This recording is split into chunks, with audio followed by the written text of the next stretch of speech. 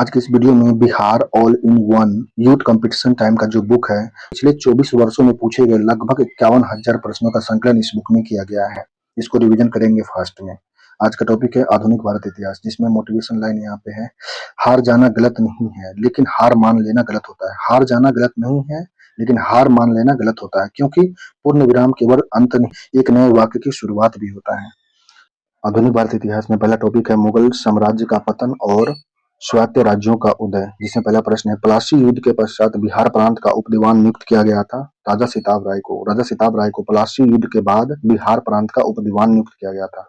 बक्सर के युद्ध में अंग्रेज सेना लड़ी थी मुनरो के नेतृत्व में। बक्सर के युद्ध में अंग्रेज की सेना किसके नेतृत्व में लड़ी थी? मुनरो के नेतृत्व में लड़ी थी। बंगाल में एक नए भू अभिजात वर्ग की स्थापना किया था मीर कासिम ने। मीर कासिम ने बंगाल में एक नए भू अभिजात वर्ग की स्थापना किया था। हैदर अली ने 1755 में डीडी गुल में एक आधुनिक शस्त्रागार की स्थापना किया था फ्रेंच विशेषज्ञ की सहायता से। हैदर अली ने 1755 में डीडी गुल में एक आधुनिक शस्त्रागार की स्थापना फ्रेंच विशेषज्ञ की सहायता से किया था। जंतर मंतर का निर्माण किया गया था महाराजा जयसिंह के द्वारा किया गया था। जंतर मंतर का निर्माण जो किया गया है महाराजा जयसिंह के द्वारा। शिवाजी और जयसिंह के मध्य पुरंदर की संधि हुई थी 1665 में। शिवाजी और जयसिंह के मध्य पुरंदर की संधि हुआ था 1665 में। औरंगजेब की मृत्यु के समय मराठा साम्राज्य का नेतृत्व किसने किया था? ताराबाई ने। औरंगजेब की मृत्यु के समय मराठा साम्राज्य का नेतृत्व ताराबाई ने किया था। मराठा शासक छत्रपति शिवाजी की राजधानी थी रायगढ़। मराठा शासक छत्रपति शिवाजी की राजधानी थी रायगढ़। पानीपत का तीसरा लड़ाई लड़ी गई थी 1761 में। पानीपत का तीसरा लड़ाई 1761 में लड़ी गई थी। शिवाजी के प्रशासन में पेशवा कहा जाता है प्रधानमंत्री मुख्यमंत्री को। शिवाजी के प्रशासन में पेशवा किसे कहा जाता था? प्रधानमंत्री और मुख्यमंत्री को। अष्टप्रधान मंत्री परिषद थे शिवाजी के शासनकाल में। अष्टप्रधान मंत्री परिषद किसके शासनकाल में थे? शिवाजी के शासनकाल में थे। पंजाब का ब्रिटिश साम्राज्य में विलय हुआ था 1849 में। पंजाब का ब्रिटिश साम्राज्य में कब विलय हुआ था? 1849 में हुआ था। आलमगीर की संधि हुई थी ब्रिटिश और सिराजुद्दौला के मध्य हुआ था। आलमगीर की संधि किसके बीच हुआ था? ब्रिटिश और सिराजुद्दौला के मध्य हुआ था। ब्रिटिश ने फ्रांस को भारत में अंतिम रूप से पराजित किया था वांडीवास के युद्ध में। ब्रिटिश ने फ्रांस को भारत में अंतिम रूप से कहां पराजित किया था? वांडीवास के युद्ध में। 1799 में टीपू सुल्तान की मृत्यु के उपरांत मैसूर का राजा बनाया गया था कृष्ण राज तृतीय को। 1799 में टीपू सुल्तान की मृत्यु के बाद उपरांत मैसूर का राजा कैसे बनाया गया था? कृष्णराज तृतीय को। मीर कासिम ने अपनी राजधानी मुर्शिदाबाद से हस्तांतरित किया था मुंगेर में। मीर कासिम ने अपनी राजधानी मुर्शिदाबाद से कहां हस्तांतरित किया था? मुंगेर में। जिस आंग्ल मैसूर युद्ध में अंग्रेज फौज ने टीपू सुल्तान को मारा था वह था चौथा। जिस आंग्ल मैसूर युद्ध में अंग्रेज फौज ने टीपू सुल्तान को मार दिया था, कौन सा आंग्ल मैसूर युद्ध था? चौथे आंग्ल मैसूर युद्ध में क्या बोलते हैं, अंग्रेज फौज ने टीपू सुल्तान को मार दिया था। बंगाल में द्वेष शासन की स्थापना किसने किया था? क्लाइव ने। बंगाल में द्वेष शासन की स्थापना रॉबर्ट क्लाइव के द्वारा किया गया था। आलमगीर अलीनगर की संधि संबंध था, यह था ईस्ट इंडिया कंपनी और सिराजुद्दौला के बीच हुआ था। अलीनगर की संधि किसके बीच हुआ था? ईस्ट इंडिया कंपनी और सिराजुद्दौला के बीच हुआ था। अवध के ब्रिटिश साम्राज्य में मिलने के समय अवध के नवाब कौन थे? वाजिद अली शाह थे। अवध के ब्रिटिश साम्राज्य में मिलने के समय अवध का नवाब कौन था? वाजिद अली शाह था। प्लासी का युद्ध लड़ा गया था बंगाल में। प्लासी का युद्ध कहाँ लड़ा गया था? बंगाल में लड़ा गया था। टीपू सुल्तान की राजधानी थी श्रीरंगपट्टनम। श्रीरंगपट्टनम किसकी राजधानी थी? टीपू सुल्तान की राजधानी थी। श्रीरंगपट्टनम की संधि हुआ था 1792 में। 1792 में श्रीरंगपट्टनम की संधि हुई थी। जिस ब्रिटिश जनरल ने पोर्टो नोवो में हैदर अली को हराया था वह था सर आयर कोट था। सर आयर कोट वह अंग्रेज अधिकारी था जिसने हैदर अली को हराया था। सर आयर कोट था वह। रुहेलखंड स्वतंत्र राज्य बना था औरंगजेब की मृत्यु के बाद। रुहेलखंड स्वतंत्र राज्य कब बना? स्वतंत्र राज्य जो बना था यह बना था औरंगजेब की मृत्यु के बाद बना था। बक्सर का युद्ध हुआ था मीर कासिम और औरंगजेब के बीच, अंग्रेज के बीच हुआ था। अंग्रेज और मीर कासिम के बीच में बक्सर का युद्ध हुआ था 1764 में। सिखों के 10वें गुरु गुरु गोविंद सिंह का जन्म स्थान पटना में है। अंग्रेज को सुनहरा फरमान प्रदान किया था 1632 में। फर्रुखियत किया था शायद। अंग्रेजों को सुनहरा फरमान प्रदान किया था 1632 ईस्वी में किया था। दूसरा टॉपिक इसमें यूरोपीय वाणिज्य कंपनियों का भारत में आगमन, जिसमें पहला प्रश्न है, ब्रिटिश ने फ्रांस और भारत में अंतिम रूप से पराजित किया गया था वांडीवास युद्ध में। ब्रिटिश ने फ्रांस को भारत में अंतिम रूप से पराजित किया था किस युद्ध में? वांडीवास के युद्ध में। वह अधिनियम जिसके द्वारा अंग्रेज ने घोषणा किया कि भारत में अधिकारियों की नियुक्ति में राष्ट्रीयता और रंग के आधार पर भेदभाव नहीं होगा, यह 1833 के चार्टर अधिनियम 1833 के चार्टर अधिनियम में अंग्रेज लोग क्या किए थे, ये क्या किए थे, वो अधिनियम बनाया जिसमें अंग्रेज लोग ने घोषणा किया कि भारत में अधिकारियों की नियुक्ति जो होगा वो राष्ट्रीयता और रंग के आधार पर भेदभाव अब नहीं होगा। 1833 का चार्टर एक्ट में बताया गया। पहले भेदभाव होता था। दिल्ली दरबार के समय भारत का वायसराय कौन था? लॉर्ड लिटन था। दिल्ली दरबार के समय भारत का वायसराय था लॉर्ड लिटन था। भारत में ब्रिटिश साम्राज्य का संस्थापक कौन था? लॉर्ड क्लाइव था। रॉबर्ट क्लाइव जो था यह ब्रिटिश साम्राज्य का संस्थापक था। भारत में ब्रिटिश साम्राज्य का संस्थापक क्लाइव था, रॉबर्ट क्लाइव था। 1760 का प्रसिद्ध वांडीवास का युद्ध अंग्रेज द्वारा फ्रांसीसी के खिलाफ में लड़ा गया था। 1760 में वांडीवास का युद्ध अंग्रेज और फ्रांस के बीच में लड़ा गया था। वर्ष 1632 में बिहार के पटना शहर में डच ईस्ट इंडिया कंपनी ने अपना फैक्ट्री स्थापित किया था। वर्ष 1632 में बिहार के पटना में डच ईस्ट इंडिया कंपनी ने अपना फैक्ट्री खोला था। अंग्रेज का फोर्ट विलियम स्थित है कोलकाता में। अंग्रेजों का फोर्ट विलियम कहाँ स्थित था? कोलकाता में स्थित था, कोलकाता। बंगाल की खाड़ी में समुद्री डकैती हेतु हुगली का उपयोग पुर्तगाली लोग करते थे। पुर्तगाली लोग बंगाल की खाड़ी में समुद्री डकैती के लिए पुर्तगाली लोग हुगली का प्रयोग करते थे। बंगाल की बम्बई को पुर्तगाली राजकुमारी से विवाह के उपलक्ष्य में इंग्लैंड के राजकुमार को दे दिया गया था। उस राजकुमार का नाम था चार्ल्स द्वितीय। बम्बई को पुर्तगाली राजकुमारी से विवाह के उपलक्ष्य में इंग्लैंड के राजकुमार को पुर्तगालियों ने दहेज के रूप में दे दिया। उस राजकुमार का नाम था चार्ल्स द्वितीय था। भारत में पुर्तगाली शक्ति स्थापित का श्रेय था अल्फांसो डी अल्बुकर्क को। भारत में पुर्तगाली शक्ति का स्थापित करने का श्रेय था अल्फांसो डी अल्बुकर्क को था। पुर्तगाली उपनिवेश का प्रथम वायसराय भारत में अल्मीडा था। पुर्तगाली उपनिवेश का प्रथम वायसराय जो था भारत में अल्मीडा था। और भारत में पुर्तगाली शक्ति स्थापित करने का श्रेय अल्फांसो डी अल्बुकर्क को जाता है, लेकिन भारत में पहला पुर्तगाली उपनिवेश का प्रथम वायसराय था यह अल्मीडा था। प्रथम कर्नाटक युद्ध का तत्कालीन कारण था अंग्रेज द्वारा फ्रांसीसी जहाज पर अधिग्रहण। प्रथम कर्नाटक युद्ध क्यों हुआ था? क्योंकि अंग्रेज ने फ्रांसीसी जहाज पर अपना अधिग्रहण कर लिए थे। वह अंग्रेज अधिकारी जिसने पुर्तगालियों को सौली के स्थान पर हराया था थॉमस बेस्ट था। वो अंग्रेज अधिकारी जिसने पुर्तगाली को हरा दिया था सौली के स्थान पर, वह था थॉमस बेस्ट था। भारत में 1613 ईस्वी में अंग्रेजों ने अपनी पहली फैक्ट्री स्थापित किया था सूरत में। भारत में अंग्रेजों ने पहला अपना फैक्ट्री सूरत में 1613 में स्थापित किए थे। वह अंग्रेज अधिकारी जिसने पुर्तगाली को सौली के स्थान पर हराया था थॉमस बेस्ट था। थॉमस बेस्ट ने पुर्तगालियों को हराया था सौली नामक स्थान पे। भारत में अंग्रेज का पहला फैक्ट्री सूरत में स्थापित 1613 में किया गया था।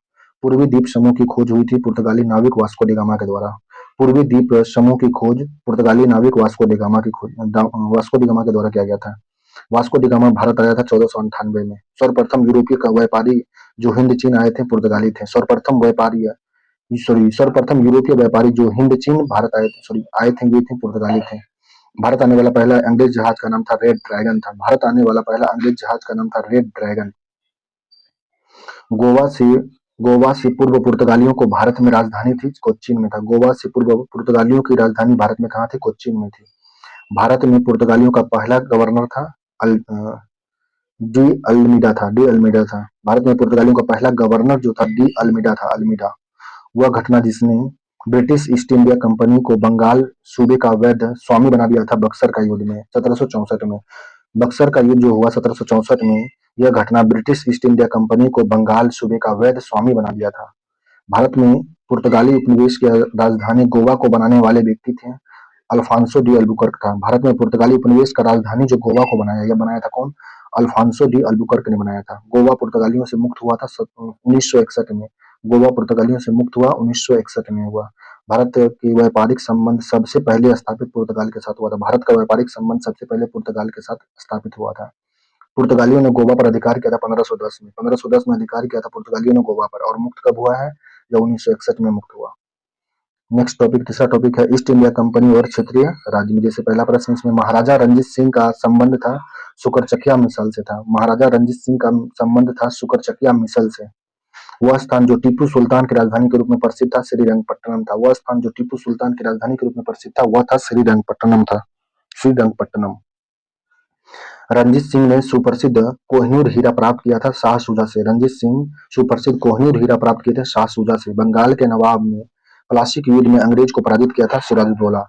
बंगाल के नवाब में से प्लासी के युद्ध में अंग्रेज को जो पराजित किया था यह था सिराजुद्दौला था।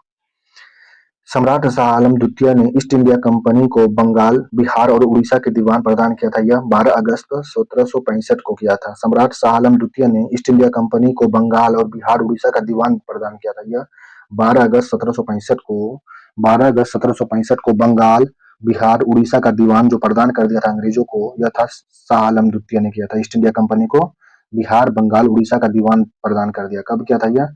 12 अगस्त 1765 को। इलाहाबाद की संधि के बाद रॉबर्ट क्लाइव ने मुर्शिदाबाद का उप दीवान बनाया गया था मोहम्मद रजा खान को। इलाहाबाद की जब संधि हुई उस समय रॉबर्ट क्लाइव ने मुर्शिदाबाद का उप दीवान किसे बनाया था? मोहम्मद रजा खान को। इलाहाबाद की संधि के बाद रॉबर्ट क्लाइव ने मुर्शिदाबाद का उप दीवान मोहम्मद रजा खान को बनाया था। वह मुगल बादशाह जिसको वजीर गयासुद्दीन ने दिल्ली में दाखिल नहीं होने दिया था शाह आलम द्वितीय। शाह आलम द्वितीय को यह क्या किया गया था? वह मुगल बादशाह जिसको वजीर गिजाउद्दीन ने दिल्ली में दाखिल नहीं होने दिया था शाह आलम द्वितीय को। शाह आलम द्वितीय को एक वजीर था गयासुद्दीन ने दिल्ली दाखिल होने से मना कर दिया और आने नहीं दिया, उसको समर्थन क्या बोलते हैं उसका विरोध किया था। क्यों विरोध किया था? क्योंकि इसने बंगाल, बिहार, उड़ीसा का दीवान कब दे दिया था? 12 अगस्त 1765 को अंग्रेज ईस्ट इंडिया कंपनी को दे दिया था, इसलिए ऐसा क्या होगा।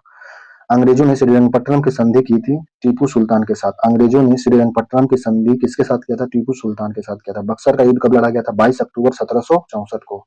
बक्सर का युद्ध जो था 22 अक्टूबर 1764 को लड़ा गया था। नेक्स्ट टॉपिक है बिहार। चौथा है बिहार शासन का भारतीय अर्थव्यवस्था पर प्रभाव, जिसमें पहला है किस वायसराय ने भारत में औपनिवेशिक आर्थिक संरचना का विकेंद्रीकरण किया था? मियो ने। लॉर्ड मियो क्या किया? लॉर्ड मियो वह वायसराय था जिसने भारत में औपनिवेशिक आर्थिक संरचना का विकेंद्रीकरण किया था। नेक्स्ट, किसने कर की नई व्यवस्था के विरुद्ध शोषणकारी शक्तियों का विरोध किया था? यह था 1855-56 में बिहार के संथालियों ने 1855-56 में नई व्यवस्था के कर की नई जो व्यवस्था हुआ था उसके विरुद्ध में शोषणकारी शक्ति का विरोध करने लगे थे ये लोग। बिहार में 1855-56 में संथाल विद्रोह हुआ था उसी समय यह। नेक्स्ट, बंगाल में महालवाड़ी बंदोबस्त प्रणाली की शुरुआत कौन किया था? हॉल्ट मैकेंजी ने किया था। बंगाल में महालवाड़ी बंदोबस्त प्रणाली हॉल्ट मैकेंजी ने किया था। बंगाल में महालवाड़ी बंदोबस्त किसने शुरू किया था? हॉल्ट मैकेंजी ने शुरू किया था। किसानों को उनकी खेती की जमीन से अलग कर दिया गया था अस्थायी बंदोबस्त के द्वारा। किसानों को उनकी खेती से जमीन से अलग कर दिया गया था। अस्थायी बंदोबस्त में किसान को उसके खेत से अलग कर दिया गया था। रैयतवाड़ी व्यवस्था प्रारंभ की गई तमिलनाडु में। रैयतवाड़ी व्यवस्था प्रारंभ की गई थी तमिलनाडु से प्रारंभ हुआ था रैयतवाड़ी व्यवस्था। भारत में कपास की पैदावार के लिए कृषक विभाग की स्थापना की मांग किसने किया था?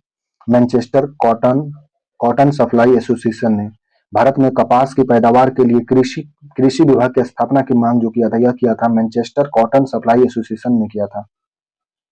भारत में अंग्रेजी शासन का सबसे भयंकर अकाल पड़ा था 1876 से 78 के बीच दौरान में। भारत में अंग्रेज के शासन काल में सबसे बड़ा भयंकर अकाल पड़ा था। कब पड़ा था? 1876 से 1878 के दौरान में। अकाल क्यों पड़ा हुआ? क्योंकि यहाँ से सभी लूट के अंग्रेज लोग लेके चले गए थे, इसलिए धन। जिसमें भारत के लिए अकाल संहिता की सिफारिश का आयोग बनाया गया था, स्ट्रेची आयोग बना था। भारत के लिए अकाल संहिता की सिफारिश का आयोग बनाया गया था, स्ट्रेची आयोग बना था। भारत में रैयतवाड़ी पद्धति को प्रारंभ किया था थॉमस मुनरो ने। भारत में रैयतवाड़ी प्रारंभ किया होगा थॉमस मुनरो ने। वह प्रथा जिसके तहत किसान स्वयं भूमि का मालिक होता और सरकार को भू राजस्व के भुगतान के लिए जिम्मेदार मानता था, रैयतवाड़ी व्यवस्था था। वह प्रथा जिसके तहत किसान स्वयं भूमि का मालिक होता है और सरकार को भू राजस्व के भुगतान के लिए जिम्मेदार मानता था, यह था रैयतवाड़ी व्यवस्था था। ब्रिटिश काल में कृषक वर्ग को पीड़ित किया गया था यह जमींदारों से। ब्रिटिश काल में कृषक वर्ग जो थे पीड़ित थे जमींदार से ब्रिटिश काल में कृषक वर्ग पीड़ित थे। भारत में प्रथम रेल लाइन स्थापित किया गया था डलहौजी के द्वारा। डलहौजी ने भारत में प्रथम रेल लाइन की स्थापना करवाया था। पुस्तक पर्वती अन ब्रिटिश रूल इन इंडिया लिखा था दादाभाई नौरोजी ने। दादाभाई नौरोजी ने पर्वती अन ब्रिटिश रूल इन इंडिया पुस्तक लिखे थे। पॉवर्टी। भारतीय बंदोबस्त किया गया था जमींदारों के साथ। अस्थाई बंदोबस्त जो हुआ था यह जमींदारों के साथ में हुआ था। बिहार में परमानेंट सेटलमेंट लागू करने का कारण क्या था? भू राजस्व का राजस्व निर्णय करना। बिहार में परमानेंट सेटलमेंट को क्या कहते हैं? अस्थाई बंदोबस्त कहते हैं। जो लागू करने का क्या बोलते हैं इसका मतलब क्या? कारण क्या था? यह था भू राजस्व का राजस्व निर्णय करना। भू राजस्व का राजस्व को निर्णय करने के लिए बिहार में परमानेंट सेटलमेंट मतलब अस्थाई बंदोबस्त लागू किया गया था। 18वीं शताब्दी में बंगाल में वस्त्र उद्योग के पतन के लिए उत्तरदायी कारण क्या था? ब्रिटिश को निर्यात करने वाले कच्चा माल तट पर कर लगा दिया गया था। कर लगाने के कारण 18वीं सदी में बंगाल में वस्त्र उद्योग के पतन का कारण क्या था? ब्रिटिश को निर्यात करने वाले कच्चा माल तट पर क्या किया? कर टैक्स लगा दिया था ब्रिटिश लोग ने। इसलिए ज्यादा टैक्स लगाने के कारण 18वीं शताब्दी में वस्त्र उद्योग पतन हो गया था। कहाँ पे? बंगाल में। रैयतवाड़ी व्यवस्था का प्रतिपादक कौन था? थॉमस मुंडो। थॉमस मुंडो रैयतवाड़ी व्यवस्था लागू किया था। और आर एम वर्ड और जेम्स थॉमस संबंधित था माहलवाड़ी व्यवस्था थे। माहलवाड़ी व्यवस्था से संबंधित था कौन था? आर एम वर्ड और James Thomas. James Thomas, R M Bird, ये दोनों संबंधित था रैयतवाड़ी, सॉरी, माहलवाड़ी व्यवस्था से संबंधित था। थॉमस मुंडो था रैयतवाड़ी व्यवस्था से, जबकि माहलवाड़ी व्यवस्था से संबंधित था आर एम बर्ड और जेम्स थॉमस था। ब्रिटिश ईस्ट इंडिया कंपनी की स्थापना 1600 ईस्वी में हुआ था। ब्रिटिश ईस्ट इंडिया कंपनी की स्थापना 1600 ईस्वी में हुआ था। ईस्ट इंडिया कंपनी का आरंभ नारा क्या था? भू भाग नहीं व्यापार। भू भाग नहीं व्यापार था ईस्ट इंडिया कंपनी का आरंभिक नारा। जब ईस्ट इंडिया कंपनी का स्थापना हुआ 1600 ईस्वी में, उस समय उसका नारा था भू भाग नहीं व्यापार था। उसका व्यापार करने का मतलब था यह कंपनी बनाने का। नेक्स्ट टॉपिक 1857 का विद्रोह है, जिसमें पहला प्रश्न है 1857 का विद्रोह पहली बार प्रथम भारतीय स्वतंत्रता संग्राम के रूप में वर्णित किया गया था बीडी सावरकर के द्वारा। 1857 का विद्रोह को पहली बार भारतीय स्वतंत्रता संग्राम के रूप में वर्णित किया गया था बीडी सावरकर जी के द्वारा किया गया था। यह दिल्ली में 1857 के विद्रोह के दौरान नाम मात्र और प्रतीकात्मक नेतृत्व सम्राट बहादुर शाह का था। यह था बहादुर शाह का था, लेकिन वास्तविक कमान सैनिक के एक दरबार के पास थी, जिसका प्रमुख था बख्त खान था। 1857 का विद्रोह के दौरान नाम मात्र और प्रतीकात्मक नेतृत्व बहादुर शाह के पास में था, लेकिन जो वास्तविक कमान जो था उसमें जो पावरफुल था वो था बख्त खान था। 1857 के विद्रोह के दौरान सम्राट जो था उस समय मुगल सम्राट था, क्या था? बहादुर शाह द्वितीय था। बहादुर शाह था, उसका वास्तविक का कमान सैनिक के एक दरबार के पास में था। वह दरबार का नाम था बख्त खान था।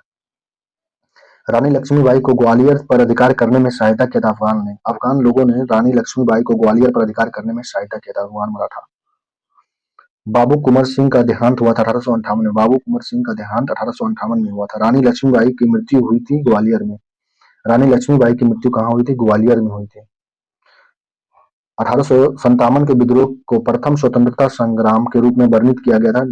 किसके द्वारा किया गया था? वीडी सावरकर जी के द्वारा किया गया था। 1857 के विद्रोह को प्रथम भारतीय स्वतंत्रता संग्राम के रूप में वर्णित किया गया था, वीडी सावरकर के द्वारा किया गया था। यह 1857 के विद्रोह के एक नेता कुंवर सिंह जगदीशपुर आरा से स्थान से संबंधित थे। बिहार में जगदीशपुर आरा से संबंधित थे वीर कुंवर सिंह। 1857 के विद्रोह में थे ये। पीर अली ने घटना में अंग्रेज के खिलाफ विद्रोह किया था जुलाई 1857 में। पीर अली, ये दोनों थे कहाँ से थे? पीर अली थे, ये थे पटना से थे शायद। बिहार में 21 अप्रैल 1858 को ब्रिगेडियर डगलस के अधीन ब्रिटिश सैन्य दल के विरुद्ध बहादुरी के साथ युद्ध हुआ था कुंवर सिंह ने।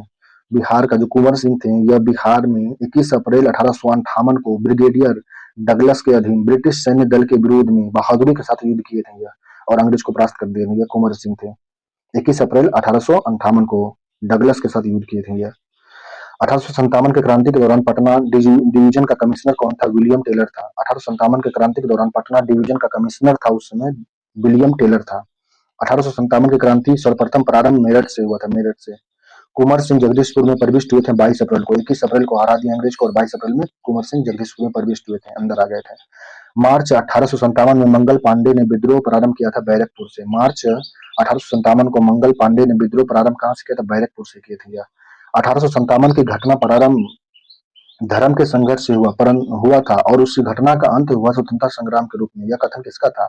डॉक्टर एस एन सेन का था। डॉक्टर एस एन सेन का कथन था कि 1857 की घटना प्रारंभ धर्म के संघर्ष से हुआ, लेकिन इसका अंत जो हुआ स्वतंत्रता संग्राम के रूप में हुआ था। The Indian war of independence 1857 के लेखक कौन है? वीडी सावरकर जी हैं। The Indian war of independence 1857 के लेखक वीडी सावरकर हैं। महारानी विक्टोरिया के घोषणा पत्र आया था 1858 में। महारानी विक्टोरिया का घोषणा पत्र 1858 में आया था। वह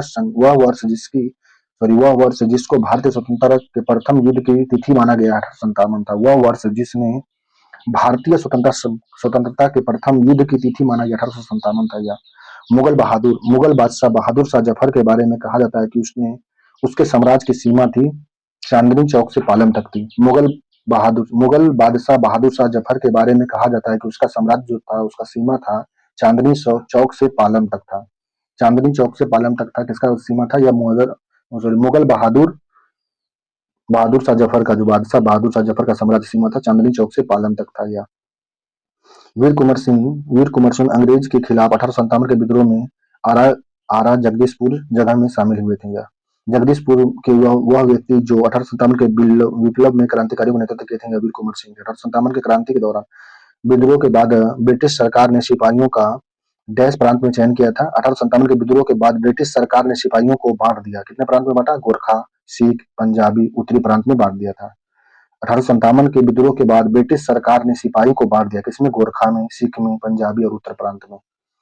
1857 का विद्रोह लखनऊ में बेगम ऑफ अवध की बेगम ने शुरू नेतृत्व किया था। 1857 का लखनऊ में इसका 1857 का नेतृत्व किसने किया था? बेगम अवध की बेगम ने किया था।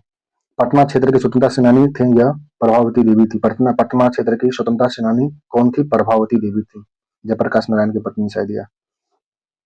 अंग्रेज भारतीय सेना में चर्बी वाले कारतूस से चलने वाली एनफील्ड राइफल शामिल किया गया था। यह दिसंबर 1856 में शामिल हुआ और मार्च 1857 में इसका विरोध होने लगा था। दिसंबर 1856 में यह राइफल शामिल हुआ था। कौन सा राइफल का नाम क्या था इसका? यह क्या बोलते हैं, चर्बी वाले कारतूस वाले राइफल था। इसका नाम था एनफील्ड राइफल। एनफील्ड राइफल था। कब शामिल हुआ था? दिसंबर 1856 में शामिल हुआ था। वह उर्दू कवि जिसने 1857 के विद्रोह को देखा था, मिर्जा गालिब था। मिर्जा गालिब वह उर्दू कवि था जिसने 1857 का विद्रोह को देखा था। 1857 के विद्रोह में अंग्रेजों का सबसे कट्टर दुश्मन था मौलवी अहमदुल्ला शाह था। 1857 के विद्रोह में अंग्रेज का सबसे कट्टर दुश्मन मौलवी अहमदुल्ला शाह था। यह झूठ बात भी हो सकता है। वह आयोग जो 1857 का विद्रोह दमन के बाद भारतीय फौज के 9 संगठन से संबंधित था, पील आयोग था। वह आयोग जो 1857 के विद्रोह का दमन के बाद भारतीय फौज के 9 गठन से संबंधित था, पील आयोग बना। पील आयोग बना करके गया, भारतीय सैनिक को बंटवारा कर दिया गया, टुकड़ा में बांट दिया गया, जिसमें कौन कौन सा टुकड़ा था इसमें बनाया गया था? गोरखा, सिख, पंजाबी, उत्तर प्रांत सभी भाग में बांट दिया गया था पील आयोग के द्वारा। जगदीशपुर के राजा थे कुंवर सिंह थे। 1857 के विद्रोह का बिहार में 15 जुलाई 1857 से 20 जनवरी 58 तक केंद्र था, जगदीशपुर में था।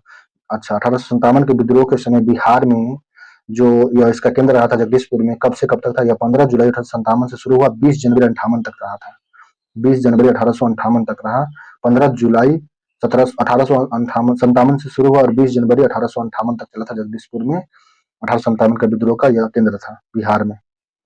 1857 ईस्वी का विद्रोह मुख्यतः कारण था, क्या कारण? इस असफल क्यों हो गया था? क्योंकि किसी सामान्य योजना और केंद्रीय संगठन की कमी थी इसमें। 1857 के विद्रोह को मुख्यतः असफलता का कारण क्या था? असफलता कारण था कि किसी सामान्य योजना नहीं था इसमें और केंद्रीय संगठन की कमी थी इसमें।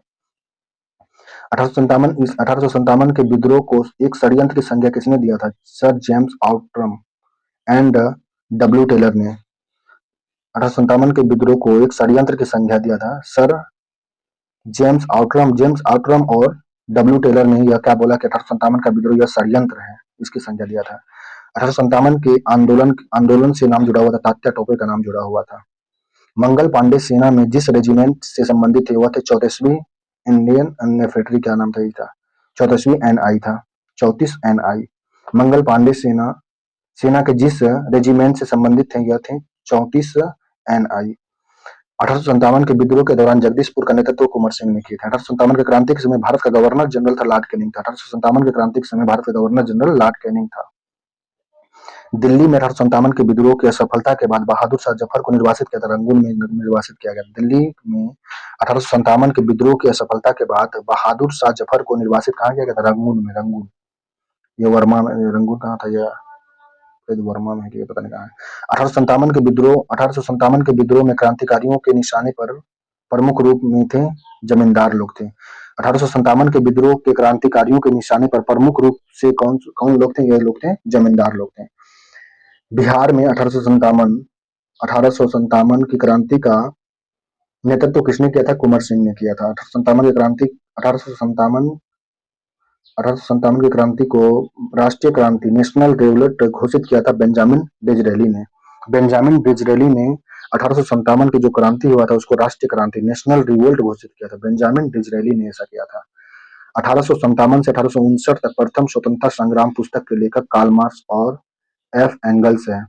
कार्ल मार्क्स और एफ एंगल जो यह किताब लिखा था कब? 1857 से 59 तक का भारत का प्रथम स्वतंत्रता संग्राम का पुस्तक लिखा है, कार्ल मार्क्स और एफ एंगल लिखा है।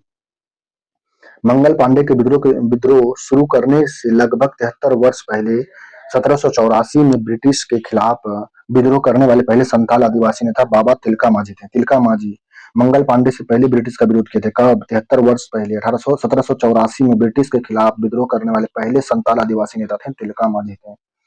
मंगल पांडे के विरुद्ध विद्रोह शुरू करने से पहले लगभग 73 वर्ष पहले 1784 में ब्रिटिशों के खिलाफ में विद्रोह करने वाला पहले संथाल आदिवासी नेता बाबा तिलका माझी थे। अंग्रेजों ने बहादुर शाह द्वितीय को देश से निकालकर रंगून में भेज दिया था। रंगून 1857 में प्रथम भारतीय विश्वविद्यालय खोला गया था कोलकाता में। 1857 में प्रथम भारतीय विश्वविद्यालय खोला गया था कोलकाता में। 1857 के भारतीय स्वतंत्रता संग्राम में लड़ते हुए वीरगति प्राप्त की थी झांसी की रानी। सन 1857 में क्रांति प्रथम स्वतंत्रता संग्राम में शुरू हुआ था मेरठ से। मेरठ से पहला क्रांतिकारी है, प्रथम स्वतंत्रता संग्राम शुरू हुआ था मेरठ से। वह स्वतंत्रता सेनानी जिसे 1857 की क्रांति के बाद एक मित्र द्वारा धोखा दिया गया और ब्रिटिश द्वारा पकड़ लिया गया और मार दिया गया तथ्य टोपे। वह स्वतंत्रता सेनानी जिसे 1857 की क्रांति में एक मित्र द्वारा धोखा देने के कारण ब्रिटिश द्वारा उसे पकड़कर मार दिया गया था, तथ्य टोपे थे। वर्ष 1857 में मेरठ में प्रथम सिपाही विद्रोह की आग किस दिन भड़की थी? 10 मई को भड़का था। 10 मई 1857 को मेरठ में प्रथम सिपाही विद्रोह का आग भड़की थी 10 मई 1857 को। मंगल पांडे का संबंध था उत्तर प्रदेश से। मंगल पांडे कहाँ संबंधित थे? उत्तर प्रदेश से थे। 1857 के विद्रोह को भारत का प्रथम स्वतंत्रता संग्राम कहा गया था वीडी सावरकर ने। वीडी सावरकर ने 1857 को प्रथम भारतीय स्वतंत्रता संग्राम कहे थे। भारत के महान स्वतंत्रता सेनानी वीर कुंवर का संबंध 1857 के विद्रोह से जगदीशपुर आरा से थी। 1857 के क्रांति के समय ब्रिटिश का प्रधानमंत्री कौन था? पामस्टन था। ब्रिटिश का प्रधानमंत्री पामस्टन था। पामस्टन 1857 के विद्रोह के समय ब्रिटेन का प्रधानमंत्री था जो यह था पामस्टन था। कानपुर में 1857 की क्रांति के नेता कौन थे? नाना साहेब थे। कानपुर में 1857 की क्रांति के नेता नाना साहेब थे। नेक्स्ट टॉपिक है अन्य जन्य आंदोलन, जिसमें 1757 से लेकर 1857 तक है, जिसमें पहला है कि 1832 से 33 के मध्य कोल विद्रोह का नेतृत्व हुआ था बुद्धू भगत ने किया था। कोल विद्रोह कहाँ हुआ था? यह हुआ था बुद्धू भगत के नेतृत्व में हुआ था। 1832-33 के मध्य में हुआ था। मध्य में कोल विद्रोह का नेतृत्व किसने किया था? बुद्धू भगत ने किया था। ब्रिटिश के विरुद्ध लड़ने वाले जनजाति नायक नहीं था CR दास। ये ब्रिटिश के विरुद्ध लड़ने वाले जनजाति नहीं थे, CR दास नहीं थे। 1855 में संथाल विद्रोह का नेतृत्व किसने किया? सिद्धू कानू, चांद भैरव, झानो और फूलो, ये बहन थी दो। 1855 में संथाल विद्रोह का नेतृत्व किसने किया था? यह किया था सिद्धू कानू, चांद भैरव और झानो फूलो। बंकिम चंद्र चटर्जी के आनंद मठ में विद्रोह का उल्लेख है, सन्यासी विद्रोह है। बंकिम चंद्र चटर्जी के आनंद मठ से विद्रोह का उल्लेख था, सन्यासी विद्रोह का उल्लेख मिलता है बंकिम चंद्र चटर्जी के आनंद मठ से। सन्यासी विद्रोह। मुंडा विद्रोह का नेता थे बिरसा मुंडा थे। 1831 में बुद्धू भगत के नेतृत्व में कोल विद्रोह हुआ था, सिंहभूम क्षेत्र में हुआ था। कहाँ हुआ था कोल विद्रोह? सिंहभूम क्षेत्र में। कब हुआ था? 1831 में। किसके नेतृत्व में हुआ था सिंहभूम में? यह बुद्धू भगत के नेतृत्व में। कौन सा विद्रोह हुआ था? कोल विद्रोह। कहाँ हुआ था? 1831 में सिंहभूम क्षेत्र में हुआ था, झारखंड के क्षेत्र में। यह 1875 के दक्कन के दंगों का तत्कालीन कारण क्या था? महाजनों के द्वारा ऊंची ब्याज दर। 1875 में दक्कन में दंगा हुआ, जिसका कारण क्या था? महाजन के द्वारा ऊंची ब्याज दर था। महाजन लोग ऊंचा ब्याज दर ले रहे थे, इसलिए क्या हुआ? वहां पर दंगा भड़क गया। कब? 1875 में दक्कन के क्षेत्र में हुआ था यह। संथाल विद्रोह कब हुआ? 1855-56 में संथाल विद्रोह हुआ था। कूका आंदोलन को संगठित किया था गुरु राम सिंह ने। कूका आंदोलन को किसने संगठित किया था? गुरु राम सिंह ने कूका आंदोलन को संगठित किया था। मुंडाओं ने विद्रोह खड़ा किया था 1895 में। मुंडाओं ने विद्रोह खड़ा किया 1895 में। हो मुंडा विद्रोह हुआ था 1820-21 के दौरान में। मुंडा विद्रोह जो हुआ था, हो मुंडा विद्रोह यह हुआ था 1820-21 के दौरान हुआ था। बिरसा मुंडा के गुरु का नाम था आनंद पांडे थे। बिरसा मुंडा के गुरु का नाम आनंद पांडे थे, वह ब्राह्मण थे आनंद पांडे। मानव बलि प्रथा का निषेध करने के कारण अंग्रेज के विरुद्ध विद्रोह करने वाले जनजाति का नाम था खोंड। मानव बलि प्रथा को रोकने के विरोध में अंग्रेजों ने विरोध किया था। खोंड जनजाति लोगों ने इसका विरोध किया था। मानव बलि प्रथा का निषेध करने के कारण अंग्रेजों के विरोध में विद्रोह हो गया था। किसके द्वारा? खोंड जनजाति के द्वारा। बारदोली सत्याग्रह के मुख्य भूमिका निभाया था वल्लभ भाई पटेल। बारदोली सत्याग्रह में वल्लभ भाई पटेल थे। बक्सर विद्रोह संबंधित था चीन से। बक्सर विद्रोह संबंधित था चीन से, मतलब बस्तर होगा। बस्तर विद्रोह। बस्तर आंदोलन में प्रमुख भूमिका थी गुंडाधुर का। बस्तर आंदोलन में प्रमुख भूमिका गुंडाधुर का था। बंगाल में पागलपंथी आंदोलन का संस्थापक करमशाह थे। करमशाह बंगाल में पागलपंथी आंदोलन के संस्थापक थे करमशाह। मालाबार में मुपला विद्रोह हुआ था 1921 में। मुपला विद्रोह मालाबार में हुआ था। मुपला विद्रोह मालाबार में 1921 में, यह केरल में हुआ था। कूका आंदोलन हुआ था पंजाब में। कूका आंदोलन पंजाब में है। वंदे मातरम गीत का किसने लिखा था? सन्यासी विद्रोह के समय लिखा गया था। बंकिम चंद्र चटर्जी के द्वारा लिखा था। वंदे मातरम गीत लिखा गया सन्यासी विद्रोह के समय लिखा गया था यह। चिपको आंदोलन संबंधित था सुंदरलाल बहुगुणा से। चिपको आंदोलन संबंधित था सुंदरलाल बहुगुणा से। नेक्स्ट टॉपिक है, 7वां टॉपिक है बिहार में भारत में शिक्षा का विकास, जिसमें पहला प्रश्न है, मैकाले ने भारतीय शिक्षा का पहला प्रसिद्ध मिनट जारी किया था 2 फरवरी 1835 को। मैकाले ने भारतीय शिक्षा पर अपना प्रसिद्ध मिनट जारी किया था 2 फरवरी 1835 को किया था। यह 1835 में मैकाले ने भारतीय शिक्षा को बर्बाद कर दिया था। 2 फरवरी 1835 से शुरू किया और भारत का संस्कृत शिक्षा खत्म हो गया था। जिसमें 1817 में कलकत्ता में हिंदू कॉलेज की स्थापना किया था डेविड हेयर ने। हिंदू कॉलेज की स्थापना किया था 1817 में डेविड हेयर ने किया था। बनारस काशी हिंदू विश्वविद्यालय प्रारंभ किया गया था पंडित मदन मोहन मालवीय के द्वारा किया गया था। बनारस में काशी हिंदू विश्वविद्यालय का प्रारंभ किया गया था पंडित मदन मोहन मालवीय के द्वारा किया गया था। काशी विश्वविद्यालय हिंदू विश्वविद्यालय बनारस में किया गया था, पंडित मदन मोहन मालवीय के द्वारा किया गया था। 1885 में पूना की प्रसिद्ध फर्ग्यूसन कॉलेज शुरू किया गया था दक्कन एजुकेशन सोसाइटी के द्वारा किया गया था। दक्कन एजुकेशन सोसाइटी के द्वारा यह 1885 में पूना की प्रसिद्ध फर्ग्यूसन कॉलेज की स्थापना दक्कन एजुकेशन सोसाइटी के द्वारा किया गया था। अंग्रेजी भाषा को शिक्षा का माध्यम बनाया गया था लॉर्ड मैकाले ने किया था। लॉर्ड मैकाले अंग्रेजी को शिक्षा का माध्यम 1835 से शुरू कर दिया था। शिक्षा का माध्यम, सभी चीज अंग्रेजी में छप रहे थे, अंग्रेजी में पढ़ाया जाता था अंग्रेजी में। कौन? Lord Macaulay. कब किया था अंग्रेजी शिक्षा का माध्यम बनाया था? लॉर्ड मैकाले 1835 में। हिंदू कॉलेज कोलकाता के संस्थापक थे राजा राममोहन राय थे। हिंदू कॉलेज कोलकाता के संस्थापक थे राजा राममोहन राय थे। भारत में प्रथम महिला विश्वविद्यालय की स्थापना डी.वे. कर्वे ने किया था। भारत में प्रथम महिला विश्वविद्यालय की स्थापना डी.के. कर्वे ने पहला भारत में महिला विश्वविद्यालय की स्थापना किसने किया था? भारत में डी.के. कर्वे ने किया था। स्वतंत्र भारत के प्रथम शिक्षा सुधारक आयोग का नाम था राधाकृष्ण आयोग था। स्वतंत्र भारत में प्रथम शिक्षा सुधार आयोग बना था, यह राधाकृष्ण आयोग बना था। राधाकृष्ण आयोग। भारतीयों के लिए पाश्चात्य संस्कृति को लागू करने का वकालत किसने किया था? लॉर्ड मैकाले ने किया था। भारतीयों के लिए पाश्चात्य संस्कृति मतलब पीछे की सभ्यता जो अंग्रेजी शिक्षा लागू करने का यह वकालत किसने किया था? लॉर्ड मैकाले ने किया था। नेशनल काउंसिल ऑफ एजुकेशन की स्थापना हुआ था 15 अगस्त 1906 को। नेशनल काउंसिल ऑफ एजुकेशन की स्थापना 15 अगस्त 1906 को किया गया था। एक अच्छे यूरोपीय पुस्तकालय की एक अलमारी भारत तथा अब अरब के संपूर्ण साहित्य से अधिक मूल्यवान है। यह कथन किसका था? मैकाले का था। टीवी मैकाले का कथन था। कोलकाता में फोर्ट विलियम कॉलेज की स्थापना किया था लॉर्ड वेलेजली ने। कोलकाता में फोर्ट विलियम कॉलेज की स्थापना लॉर्ड वेलेजली ने किया था। नेक्स्ट टॉपिक इसमें है भारतीय समाचार पत्रों का इतिहास, जिसमें पहला प्रश्न है, प्रसिद्ध पुस्तक गुलामगिरी के लेखक कौन थे? ज्योतिबा फुले थे। गुलामगिरी के लेखक ज्योतिबा फुले थे। स्थानीय प्रेस अधिनियम की अनुमति क्या था कि यदि समाचार पत्रों में कुछ भी आपत्तिजनक प्रकाशित हुआ तो समाचार पत्र की संपत्ति जब्त कर ली जाएगी। यह था अस्थायी प्रेस अधिनियम की अनुमति था, जिसमें यदि समाचार पत्र द्वारा कुछ भी आपत्तिजनक प्रकाशित हुआ तो उसका समाचार पत्र का संपत्ति जब्त कर ली जाएगी। यह था अस्थायी प्रेस अधिनियम के तहत था। Poverty and un British rule in India पुस्तक 1921 में प्रकाशित किया गया था दादाभाई नौरोजी के द्वारा। दादाभाई नौरोजी के द्वारा 1901 में poverty un British rule in India पुस्तक का प्रकाशित किया गया दादाभाई नौरोजी के द्वारा 1901 में किया गया था। न्यू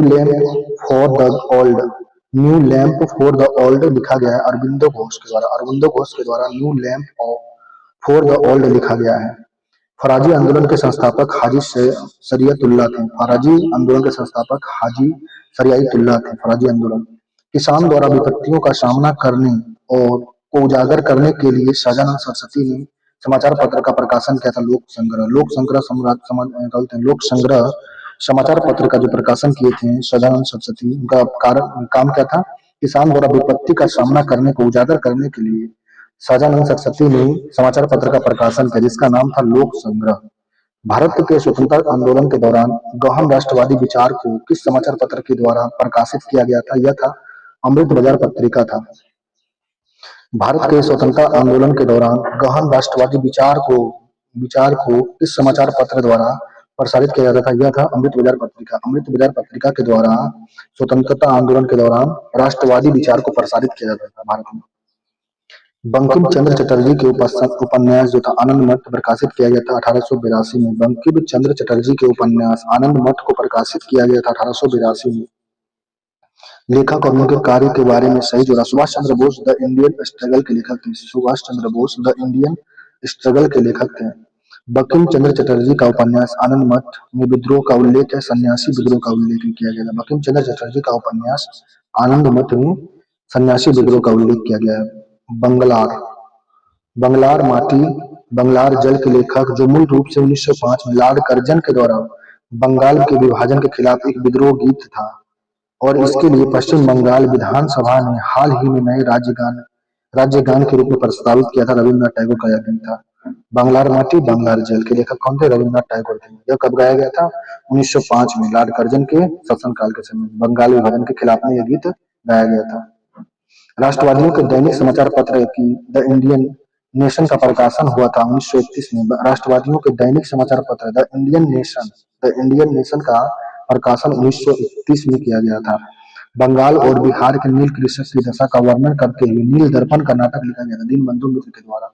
बंगाल और बिहार के नील कृषक की दशा का वर्णन करते हुए नील दर्पण का नाटक जो लिखा गया था, यह लिखा गया था दीनबंधु मित्र के द्वारा लिखा गया था। इंडियन डिवाइडेड पुस्तक राजेंद्र प्रसाद का लिखा गया है। इंडियन डिवाइडेड पुस्तक के लेखक राजेंद्र प्रसाद है। राजेंद्र प्रसाद जो है इंडियन डिवाइडेड पुस्तक के लेखक हैं। यंग इंडिया पत्रिका का संपादन महात्मा गांधी ने किया था। महात्मा गांधी यंग इंडिया पत्रिका का संपादन संपादन किए थे महात्मा गांधी। यंग इंडिया पत्रिका का संपादन Mahatma Gandhi. The wheel of history इतिहास के पहिए नामक पुस्तक की रचना राम मनोहर लोहिया ने किया था। राम मनोहर लोहिया ने इतिहास के पहिए नामक पुस्तक की रचना की थी, जिसमें द व्हील ऑफ हिस्ट्री इतिहास के पहिए नामक पुस्तक की रचना राम मनोहर लोहिया जी ने की थी।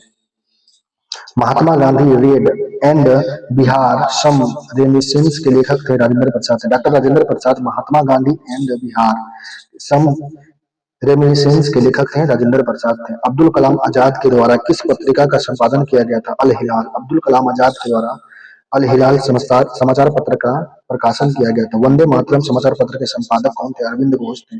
वंदे मातरम समाचार पत्र के संपादक अरविंद घोष थे। लॉर्ड लिटन ने भाषाई आधार पर प्रेस की स्वतंत्रता को प्रतिबंधित कर दिया था वर्ष 1878 में। लॉर्ड लिटन ने भाषाई आधार पर प्रेस की स्वतंत्रता को प्रतिबंधित किया था कब? 1878 में। 1878 में क्या? नील खेतिहरों की दुर्दशा को दर्शाने वाले पुस्तक नील दर्पण की रचना दीनबंधु मित्र ने किया था।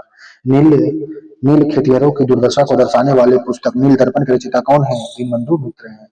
बहिष्कृत भारत जर्नल शुरू किया गया था, यह बाबा साहेब भीमराव अम्बेडकर। बहिष्कृत भारत जर्नल शुरू किया गया था, यह किया गया था बाबा साहेब भीमराव अम्बेडकर के द्वारा किया गया था। अनहैप्पी इंडिया पुस्तक के लेखक लाला लाजपत राय थे। लाला लाजपत राय किस पुस्तक के लेखक थे? अनहैप्पी इंडिया पुस्तक के लेखक थे।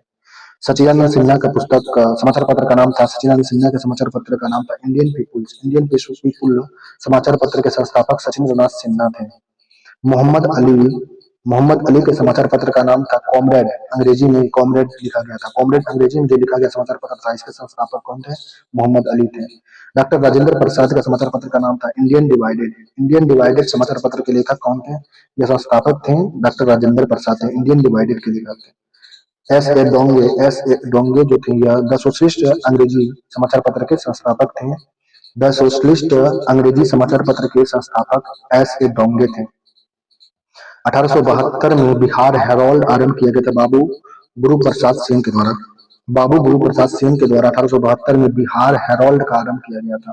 बंगाल गजट भारत में प्रकाशित होने वाला पहला समाचार पत्र था। बंगाल गजट जो था यह भारत में प्रकाशित होने वाला पहला समाचार पत्र कौन था? बंगाल गजट था।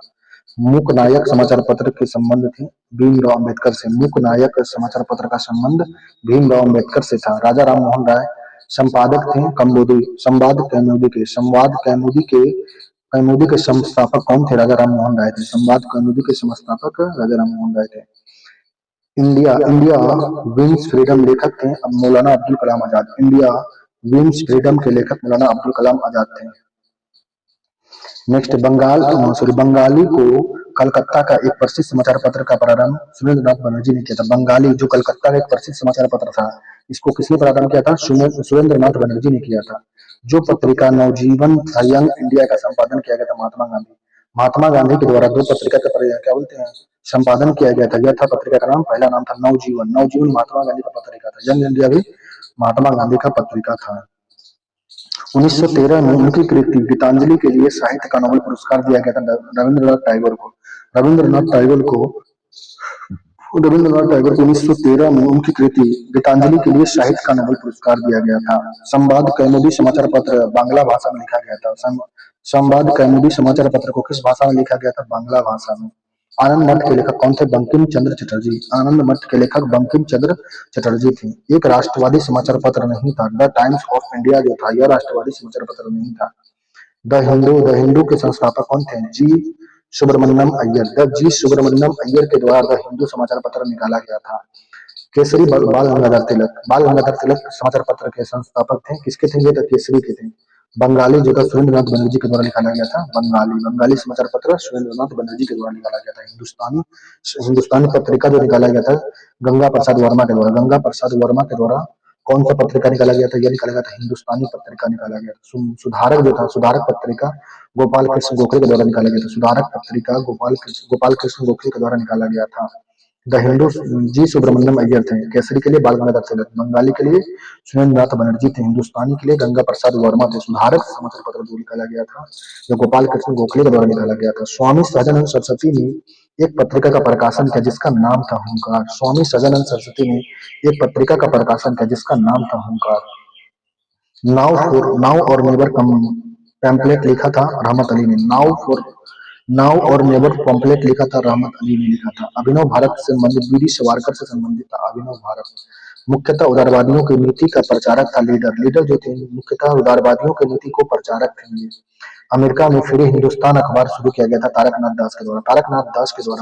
तारकनाथ दास के द्वारा अमेरिका में फ्री हिंदुस्तान नामक अखबार शुरू किया गया था। अमेरिका में किया गया था फ्री हिंदुस्तान नामक अखबार तारकनाथ दास के द्वारा अमेरिका में शुरू किया गया था। खान अब्दुल गफ्फार खान द्वारा स्थापित खुदाई खिदमतगार को रेड शटर्स कहा जाता है। खुदाई खिदमतगार जो है रेड शटर्स के नाम से खान अब्दुल गफ्फार खान लाल सेना बोल सकते हैं इसको। वंदे मातरम बंकिम चंद्र चटर्जी के आनंद मठ उपन्यास का भाग था जिसे लाखों भारतीयों को देशभक्त के लिए प्रोत्साहित किया था। वंदे मातरम जो है ये बंकिम चंद्र चटर्जी का जो है आनंद मठ से लिया गया है जिसमें लाखों भारतीयों को देशभक्ति के लिए प्रोत्साहित किया था। देसर कथा पुस्तक जो था यह सखाराम गणेश देवस्कर की है। देसर कथा पुस्तक को किसने लिखा था? सखाराम गणेश देवस्कर ने लिखा था। इंडिया फॉर इंडियंस किताब किसने लिखा था? सी आर दास ने चितरंजन दास ने यह इंडिया फॉर इंडियंस किताब लिखी थी C R Das. History of British India के लेखक जेम्स मिल थे। हिस्ट्री ऑफ ब्रिटिश इंडिया के लेखक जेम्स मिल है। इकोनॉमी हिस्ट्री ऑफ इंडिया 1901 का लेखक थे C R Dutt. Economy history of India 1901 का लेखक कौन थे? सी आर दत्त थे सी आर दत्त। गांधी बनाम लेनिन लिखा है श्रीपद डोंगरे ने। श्रीपद डोंगरे जो लिखे थे गांधी बनाम लेनिन किताब लिखा था। गीता रहस्य के लेखक थे तिलक ने। बाल गंगाधर तिलक गीता रहस्य के लेखक थे। गीता रहस्य के लेखक थे बाल गंगाधर तिलक थे। पुस्तक 1984 किसने लिखा था? जॉर्ज ऑरवेल द्वारा लिखा गया था। पुस्तक 1984 लिखा गया है जॉर्ज ऑरवेल के द्वारा लिखा गया था। झंडा गीत लिखा था श्यामलाल प्रसाद ने। झंडा गीत किसने लिखा था? श्यामलाल प्रसाद ने लिखा था। वंदे मातरम को लिखा था बंकिम चंद्र चटर्जी। वंदे मातरम को बंकिम चंद्र चटर्जी ने लिखा था। उपन्यास दुर्गेश नंदिनी के लेखक कौन थे? बंकिम चंद्र चटर्जी। दुर्गेश नंदिनी के लेखक भी हैं बंकिम चंद्र चटर्जी हैं। इंडियन अर्नेस्ट का लेखक थे वेलेंटाइन सिरोल। वेलेंटाइन सिरोल जो है इंडियन अर्नेस्ट के लेखक हैं वेलेंटाइन सिरोल है। बांग्ला नाटक नील दर्पण का अंग्रेजी में अनुवाद किया था माइकल मधुसूदन दत्त ने। मधुसूदन दत्त ने माइकल मधुसूदन दत्त ने बांग्ला नाटक नील दर्पण का अंग्रेजी में अनुवाद किया था। न्यू इंडिया व कॉमनवेल्थ समाचार पत्र का संबंध था एनी बेसेंट से। एनी बेसेंट का समाचार पत्र का नाम था न्यू इंडिया व कॉमनवेल्थ और न्यू इंडिया जो समाचार पत्र था यह था एनी बेसेंट का था। अल हिलाल नामक अखबार की स्थापना अब्दुल कलाम आजाद ने अल हिलाल नामक अखबार का स्थापना किसने किया था? अब्दुल कलाम आजाद ने किया था। हिंद स्वराज लिखा था महात्मा गांधी द्वारा। हिंद स्वराज लिखा गया था। हिंद स्वराज महात्मा गांधी 1809 में फारसी में गिफ्ट टू मोनिथिस्ट लिखा था राम मोहन राय ने। राम मोहन राय ने 1809 में फारसी में गिफ्ट टू मोनोथिस्ट लिखा था। दक्षिण अफ्रीका में प्रवास के दौरान महात्मा गांधी ने जिस पत्रिका का प्रकाशन किया इंडियन ओपिनियन था। वह पत्रिका का नाम क्या था? इंडियन ओपिनियन था। दक्षिण अफ्रीका में प्रवास के दौरान महात्मा गांधी ने जिस पत्रिका का प्रकाशन किया था वह पत्रिका का नाम था इंडियन ओपिनियन था। समाचार पत्र रस्त गुप्तार, सच बताने वाला का संबंध पारसी धर्म से है। समाचार पत्र रस्त गुप्तार गुप्तार जो सच बताने वाला ये था पत्र, समाचार पत्र था जो लिखा था पारसी धर्म से संबंधित था यह। पुस्तक पर्वती अन ब्रिटिश रूल इन इंडिया लिखा दादा भाई नौरोजी ने। पुस्तक पर्वती अन ब्रिटिश रूल इन इंडिया दादा भाई नौरोजी ने लिखा था। नेशनल हेराल्ड समाचार पत्र प्रारंभ किया था जवाहरलाल नेहरू ने। नेशनल हेराल्ड जवाहरलाल नेहरू के द्वारा शुरू किया गया पत्रिका था। आनंद मठ के लेखक कौन थे? बंकिम चंद्र चटर्जी हैं आनंद मठ के लेखक। इंडिया विन फ्रीडम आत्मकथा थी अब्दुल कलाम आजाद की। इंडिया विन फ्रीडम आत्मकथा अब्दुल कलाम आजाद की है। भारत का खोज पुस्तक अहमदनगर किला जेल में कारावास के दौरान लिखा गया था। यह लिखा गया था जवाहरलाल नेहरू के द्वारा। भारत का खोज पुस्तक के लेखक जवाहरलाल नेहरू है। 1860 में प्रकाशित नील दर्पण नील की खेती करने वाले की दुर्दशा चर्चित करता है। दीनबंधु मित्र का था। नील दर्पण के रचनाकार दीनबंधु मित्र हैं। जो 1860 में प्रकाशित नील दर्पण नील की खेती करने वाले दुर्दशा से चित्रित है। नील दर्पण के लेखक कौन है? दीनबंधु मित्र है। गांधी जी द्वारा शुरू किया गया समाचार पत्र का नाम था Young India. Young India Gandhi ji द्वारा शुरू किया गया था। भारत में प्रथम अंग्रेज समाचार पत्र का नाम था अंग्रेजी समाचार पत्र जे ए हिक्की ने शुरू किया था। जे ए हिक्की ने भारत में पहला प्रथम अंग्रेजी समाचार पत्र प्रारंभ किया था। जे हिक्की ने। महात्मा गांधी ने पत्रिका हरिजन पत्रिका शुरू किया था। महात्मा गांधी हरिजन पत्रिका शुरू किए थे। हिंदी समाचार पत्र हिंदुस्तान के संस्थापक थे शशि शेखर थे। हिंदी समाचार पत्र हिंदुस्तान के संस्थापक कौन थे? संपादक थे शशि शेखर थे। शशि शेखर हिंदी समाचार पत्र हिंदुस्तान के संस्थापक थे। बहिष्कृत भारत पत्रिका के संबंधित थे यह भीमराव अम्बेडकर थे। बहिष्कृत भारत पत्रिका से संबंधित थे भीमराव अम्बेडकर थे। महात्मा गांधी द्वारा लिखा गया था यंग इंडिया नामक पुस्तक। महात्मा गांधी के द्वारा यंग इंडिया नामक पुस्तक लिखा गया था। हरिजन बंधु नामक पत्रिका का नाम बदलकर रखा गया था हरिजन बंधु नामक पत्रिका का नाम बदलकर हरिजन रखा गया था। नेक्स्ट टॉपिक है 19वीं शताब्दी में सामाजिक एवं संस्कृति जागरण। 19वीं शताब्दी में सामाजिक एवं संस्कृति जागरण है जिसमें है पहला है फराजी आंदोलन की शुरुआत किया गया था हाजी शरीयतुल्लाह ने। फराजी आंदोलन की शुरुआत किया था हाजी शरीयतुल्लाह ने किया था। रामकृष्ण मिशन की स्थापना 1897 स्वामी विवेकानंद ने किया। 1897 स्वामी विवेकानंद ने रामकृष्ण मिशन की स्थापना 1897 में। राष्ट्रवाद के आध्यात्मिक दिशा को किसके द्वारा लोकप्रिय बनाया गया था? स्वामी विवेकानंद के द्वारा। राष्ट्रवाद की आध्यात्मिक दिशा में किसके द्वारा लोकप्रिय बनाया गया था? स्वामी विवेकानंद के द्वारा किया गया था। ब्रह्मा समाज का प्रभाव मुख्यतः सीमित था शहरी शिक्षित वर्ग में। ब्रह्मा समाज का प्रभाव सीमित था शहरी शिक्षित वर्ग में। भारत में सेल्फ रिस्पेक्ट मूवमेंट प्रारंभ किया गया था ईवी रामस्वामी नायर ने। भारत में सेल्फ रिस्पेक्ट मूवमेंट शुरू किया था ईश्वर स्वामी नायर ने किया था। ईश्वर रामास्वामी नायर ने भारत में सेल्फ रिस्पेक्ट मूवमेंट चालू किया था। 1784 ईस्वी में एशियाटिक सोसाइटी ऑफ बंगाल प्रारंभ किया था विलियम जोन्स ने 1784 में एशियाटिक सोसाइटी ऑफ बंगाल प्रारंभ किया था। 1784 में एशियाटिक सोसाइटी ऑफ बंगाल प्रारंभ किसने किया था? विलियम जोन्स ने किया था। युवा बंगाल आंदोलन की स्थापना का श्रेय किसे है? हेनरी विलियम डेरेजियो को है। युवा बंगाल आंदोलन का स्थापना का श्रेय किसको जाता है? यह जाता है हेनरी विलियम डेरेजियो को जाता है। पूना सार्वजनिक सभा की स्थापना कब किया गया था? 1870 में। किसने किया था? महादेव गोविंद रनाडे ने किया था। पूना सार्वजनिक सभा की स्थापना 1870 में महादेव गोविंद रनाडे ने किया था। यूनाइटेड पेट्रियोटिक एसोसिएशन की स्थापना किसने किया था? सर सैयद अहमद ने किया था। यूनाइटेड पेट्रियोटिक एसोसिएशन की स्थापना सर सैयद अहमद ने किया था। सती प्रथा को बंद करने में लॉर्ड विलियम बेंटिंक का सहयोग राजा राममोहन राय ने किया था। राजा राममोहन राय की सहायता से लॉर्ड विलियम बेंटिंक ने सती प्रथा को बंद करने का प्रयास किया और यह हो गया था।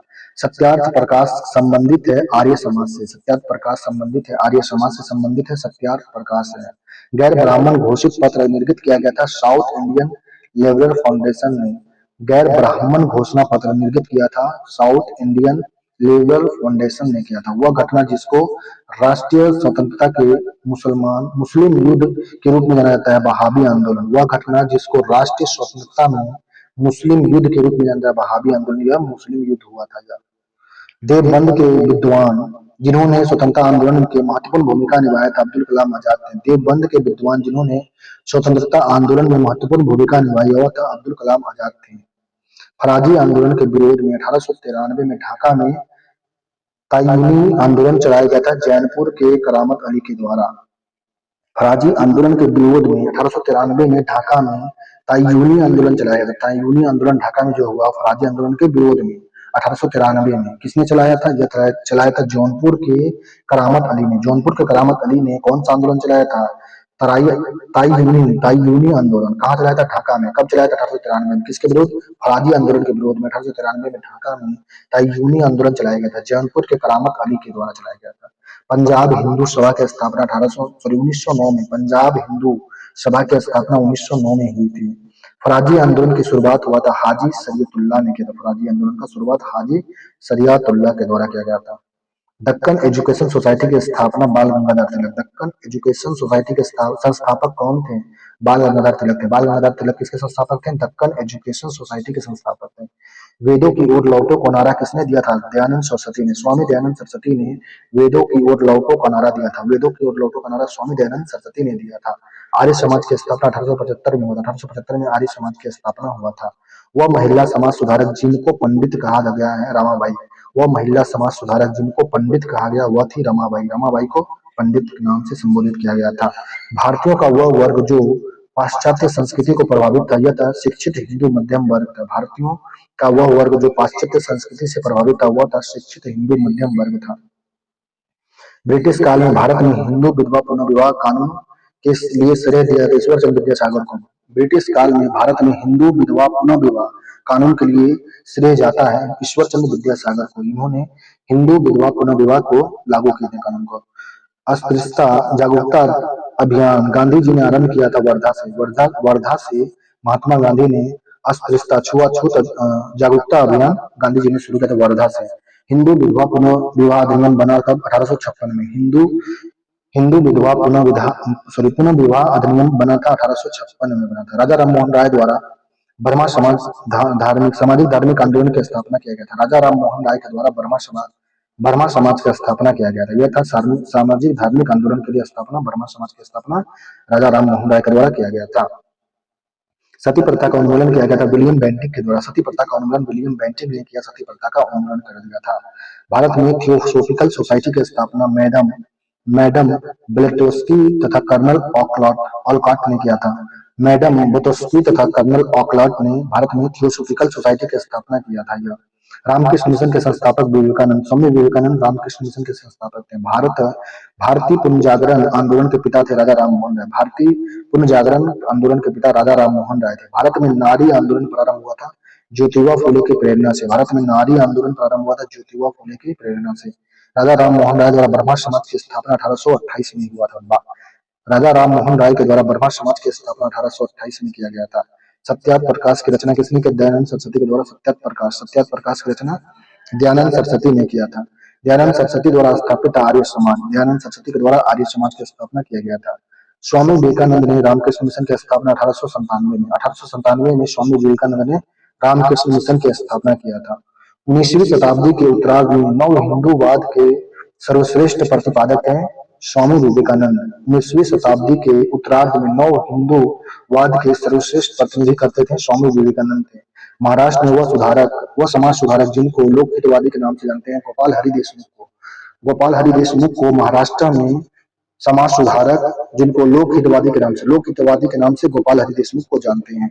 भारत में सती प्रथा प्रतिषेध कानून पास हुआ था 1829 में। भारत में सती प्रथा प्रतिषेध कानून पास हुआ था 1829 में हुआ था। स्वामी दयानंद सरस्वती का जन्म हुआ था गुजरात में। स्वामी दयानंद सरस्वती का जन्म गुजरात में हुआ था। यंग बांग्ला आंदोलन को प्रभावित किया था हेनरी विलियम डेरोजियो ने। यंग बांग्ला आंदोलन को प्रभावित किया था हेनरी विलियम डेरोजियो ने किया था। भारत भारतीयों के लिए का नारा दिया था दयानंद सरस्वती ने। भारत भारतीयों के लिए नारा दिया था दयानंद सरस्वती ने नारा दिया था भारत भारतीयों के लिए। सैयद अहमद खान के सबसे कटु आलोचक थे जमाउद्दीन अफगानी। जमाउद्दीन अफगानी जो था यह सैयद अहमद खान का सबसे कटु आलोचक था। सत्यशोधक समाज के संस्थापक ज्योतिबा फुले। सत्यशोधक समाज के संस्थापक ज्योतिबा राव फुले थे। इंडियन सोशल कॉन्फ्रेंस की स्थापना 1887 में। इंडियन सोशल कॉन्फ्रेंस की स्थापना हुआ था 1887 में हुआ था। आत्मीय सभा की स्थापना राजा राम मोहन राय ने किया था। आत्मीय सभा की स्थापना राजा राम मोहन राय ने किया था। परोपकारी सभा के संस्थापक थे दयानंद सरस्वती। परोपकारी सभा के संस्थापक थे दयानंद सरस्वती थे। प्रथम प्रार्थना समाज को लोकप्रिय बनाया था महादेव गोविंद रनाडे ने। प्रार्थना समाज को लोकप्रिय किसने बनाया था? महादेव गोविंद रनाडे ने प्रार्थना समाज को क्या बोलते हैं, लोकप्रिय बनाया था। शिकागो में 1893 में विश्व धर्म संसद में भाग लिया था विवेकानंद ने। स्वामी विवेकानंद ने शिकागो में 1893 में विश्व धर्म सम्मेलन में भाग लिया था। आर्य समाज के संस्थापक थे दयानंद सरस्वती थे। सती प्रथा का उन्मूलन सहयोग से राजा राममोहन राय के सहयोग से सती प्रथा का उन्मूलन हुआ था। राजा ब्रह्मा समाज के संस्थापक राजा राममोहन राय थे। 19वीं शताब्दी के एक महान समाज सुधारक ईश्वर चंद्र विद्यासागर ने जिस सामाजिक कार्य के लिए संघर्ष किया था वह था विधवा पुनर्विवाह के लिए ये संघर्ष किए थे। प्रार्थना समाज के संस्थापक आत्माराम पांडुरंग थे। प्रार्थना समाज के संस्थापक आत्माराम पांडुरंग। दीनबंधु सार्वजनिक सभा की स्थापना ज्योतिबा फूले। पवनार आश्रम के संस्थापक विनोबा भावे। पवनार आश्रम के संस्थापक विनोबा भावे। विनोबा भावे के द्वारा पवनार आश्रम की स्थापना किया गया था। यह संस्थापक थे। देवबंद विद्वान जिन्होंने स्वतंत्रता आंदोलन में महत्वपूर्ण भूमिका निभाई अब्दुल कलाम आजाद। देवबंद विद्वान जिन्होंने स्वतंत्रता आंदोलन में महत्वपूर्ण भूमिका निभाई अब्दुल कलाम आजाद। राजा राममोहन राय ने जिस सामाजिक बुराई को खत्म करने का संघर्ष किया सती प्रथा। राजा राममोहन राय ने जिस सामाजिक बुराई को खत्म करने का संघर्ष किया वह था सती प्रथा। ईश्वर चंद्र विद्यासागर ने सहयोग किया था महिला सशक्तिकरण में। ईश्वर चंद्र विद्यासागर ने सहयोग किया था महिला सशक्तिकरण में। शारदा अधिनियम संबंधित है बाल विवाह से। बाल विवाह से संबंधित था शारदा अधिनियम। फेबियन आंदोलन प्रस्तावक थी एनी बेसेंट। फेबियन आंदोलन के प्रस्तावक एनी बेसेंट थी। ब्राह्मणों के आधिपत्य के विरुद्ध निम्न जातियों के हित के लिए किया गया सर्वप्रथम आंदोलन था सत्यशोधक समाज था। ब्राह्मणों के आधिपत्य के विरोध में निम्न जातियों के हित के लिए किया गया सर्वप्रथम आंदोलन था सत्यशोधक समाज था। नेक्स्ट टॉपिक 10वां टॉपिक इसमें है किसान विद्रोह एवं आंदोलन, जिसमें पहला प्रश्न है बिरसा मुंडा विद्रोह हुआ था रांची में। बिरसा मुंडा विद्रोह रांची में हुआ था। संथाल हूल विद्रोह आदिवासी आंदोलन हुआ था 1855-56 में। संथाल विद्रोह या हूल विद्रोह आंदोलन हुआ था 1855-56 में हुआ था। और 1918 में अहमदाबाद के मिल मालिकों और मजदूर के मध्य में विवाद का हस्तक्षेप किए थे महात्मा गांधी। 1918 में अहमदाबाद के मिल मालिकों और मजदूरों के मध्य में विवाद में हस्तक्षेप किया था महात्मा गांधी ने। बारदोली सत्याग्रह के नेता कौन थे? सरदार वल्लभ भाई पटेल। बारदोली सत्याग्रह के नेता सरदार वल्लभ भाई पटेल थे। ऑल इंडियन किसान सभा के पहले अधिवेशन के अध्यक्ष कौन थे? स्वामी सदानंद सरस्वती थे। ऑल इंडिया किसान सभा के पहले अधिवेशन के अध्यक्ष सदानंद सरस्वती ने किया था।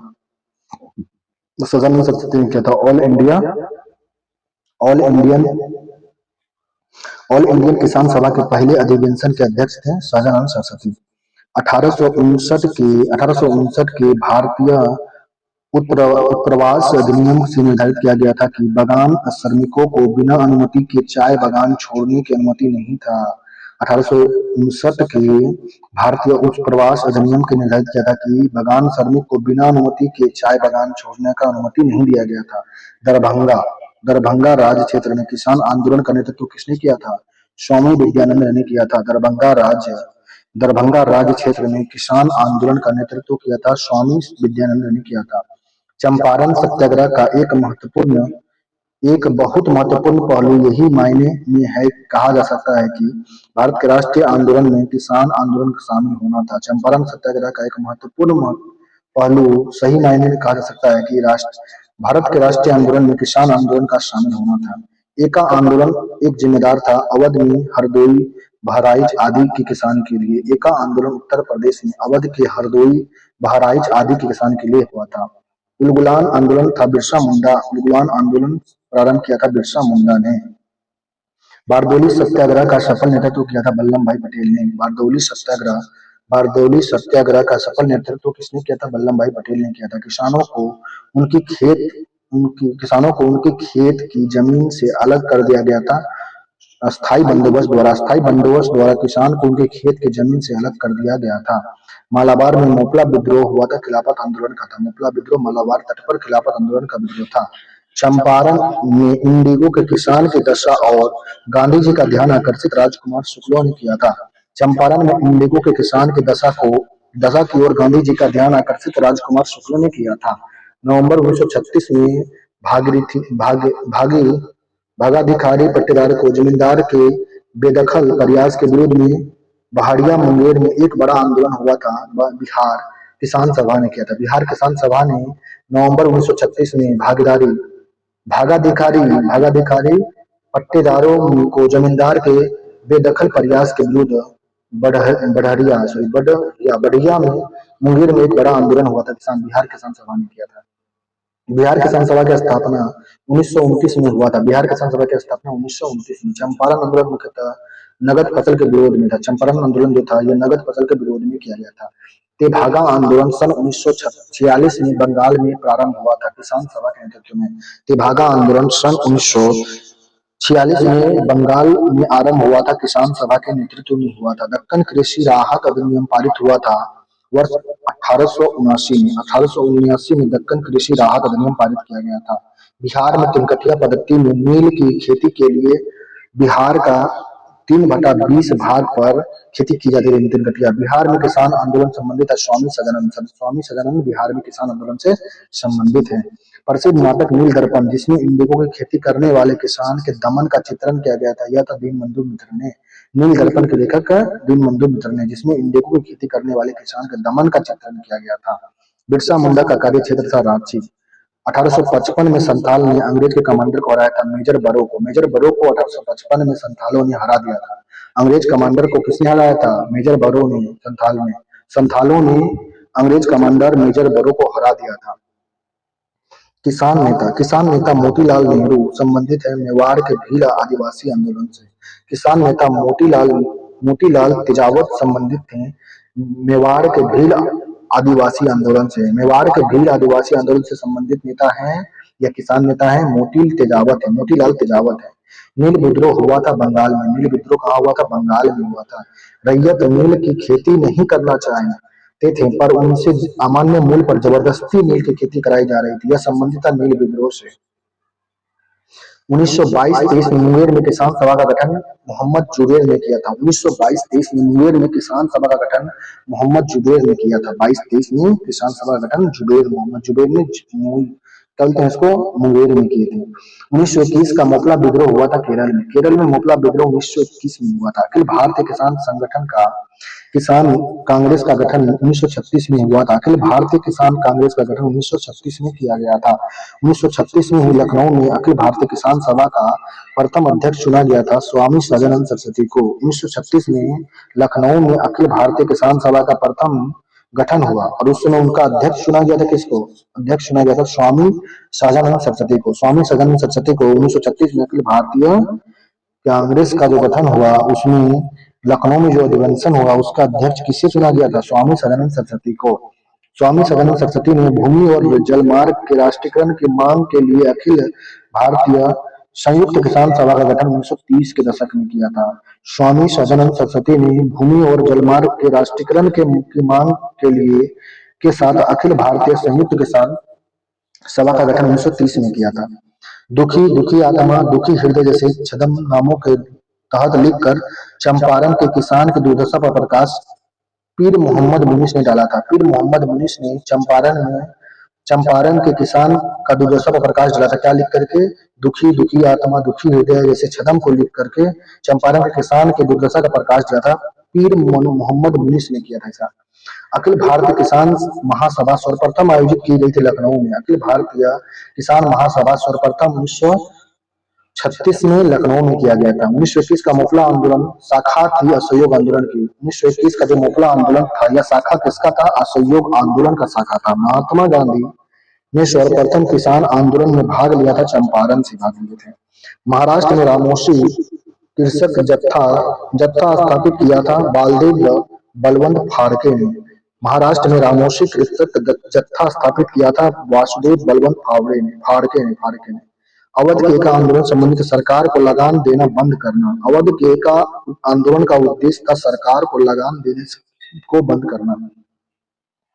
नाई धोबी बंद सामाजिक बाइकॉट का एक स्वरूप था जो 1919 में हुआ था, किसान द्वारा प्रतापगढ़ जिला में चलाया गया था। नाई धोबी बंद सामाजिक बाइकॉट का एक स्वरूप था जो 1919 में चला था। कहाँ पे चला था? किसान द्वारा प्रतापगढ़ के जिला में चलाया गया था।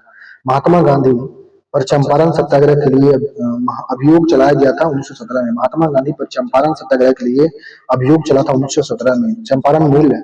चंपारण नील आंदोलन के राष्ट्रीय नेता थे महात्मा गांधी। चंपारण नील आंदोलन के राष्ट्रीय नेता कौन थे? महात्मा गांधी थे।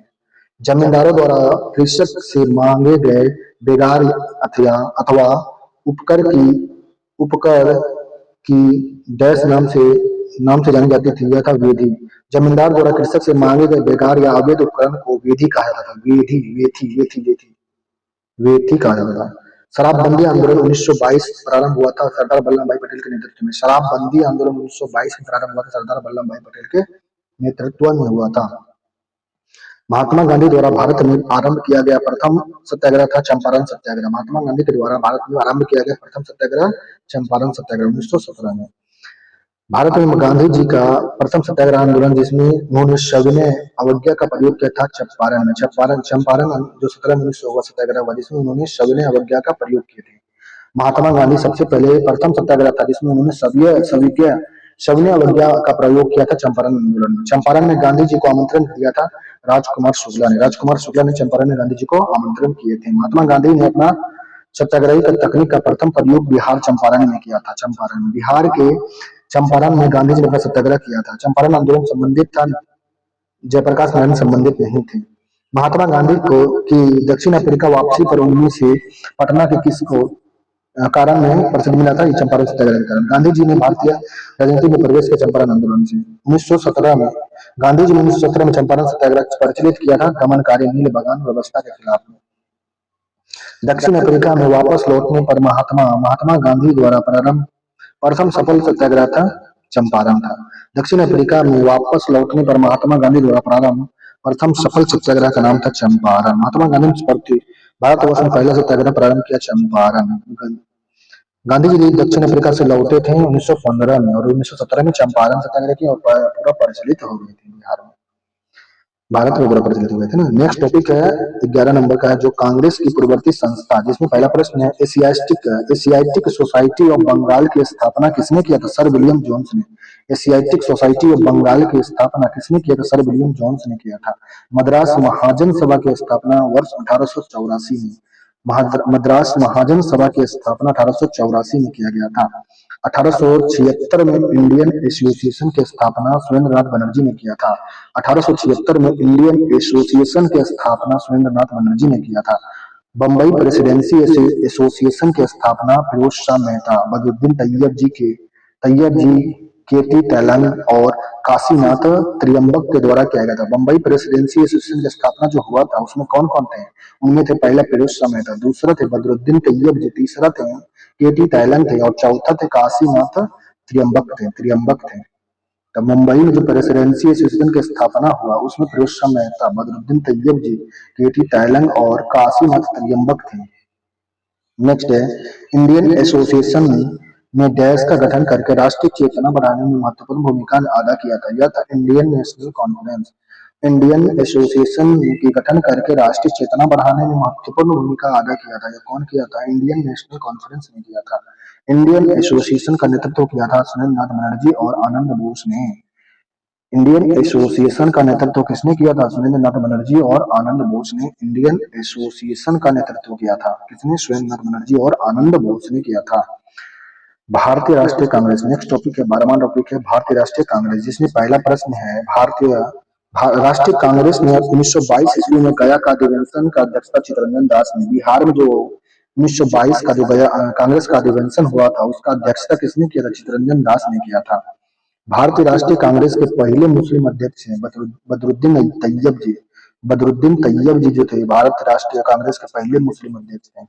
वह पहला भारतीय जो हाउस ऑफ कॉमन्स का सदस्य बना था दादा भाई नौरोजी था। वह पहला भारतीय जो हाउस ऑफ कॉमन का सदस्य बना था वह था दादा भाई नौरोजी था।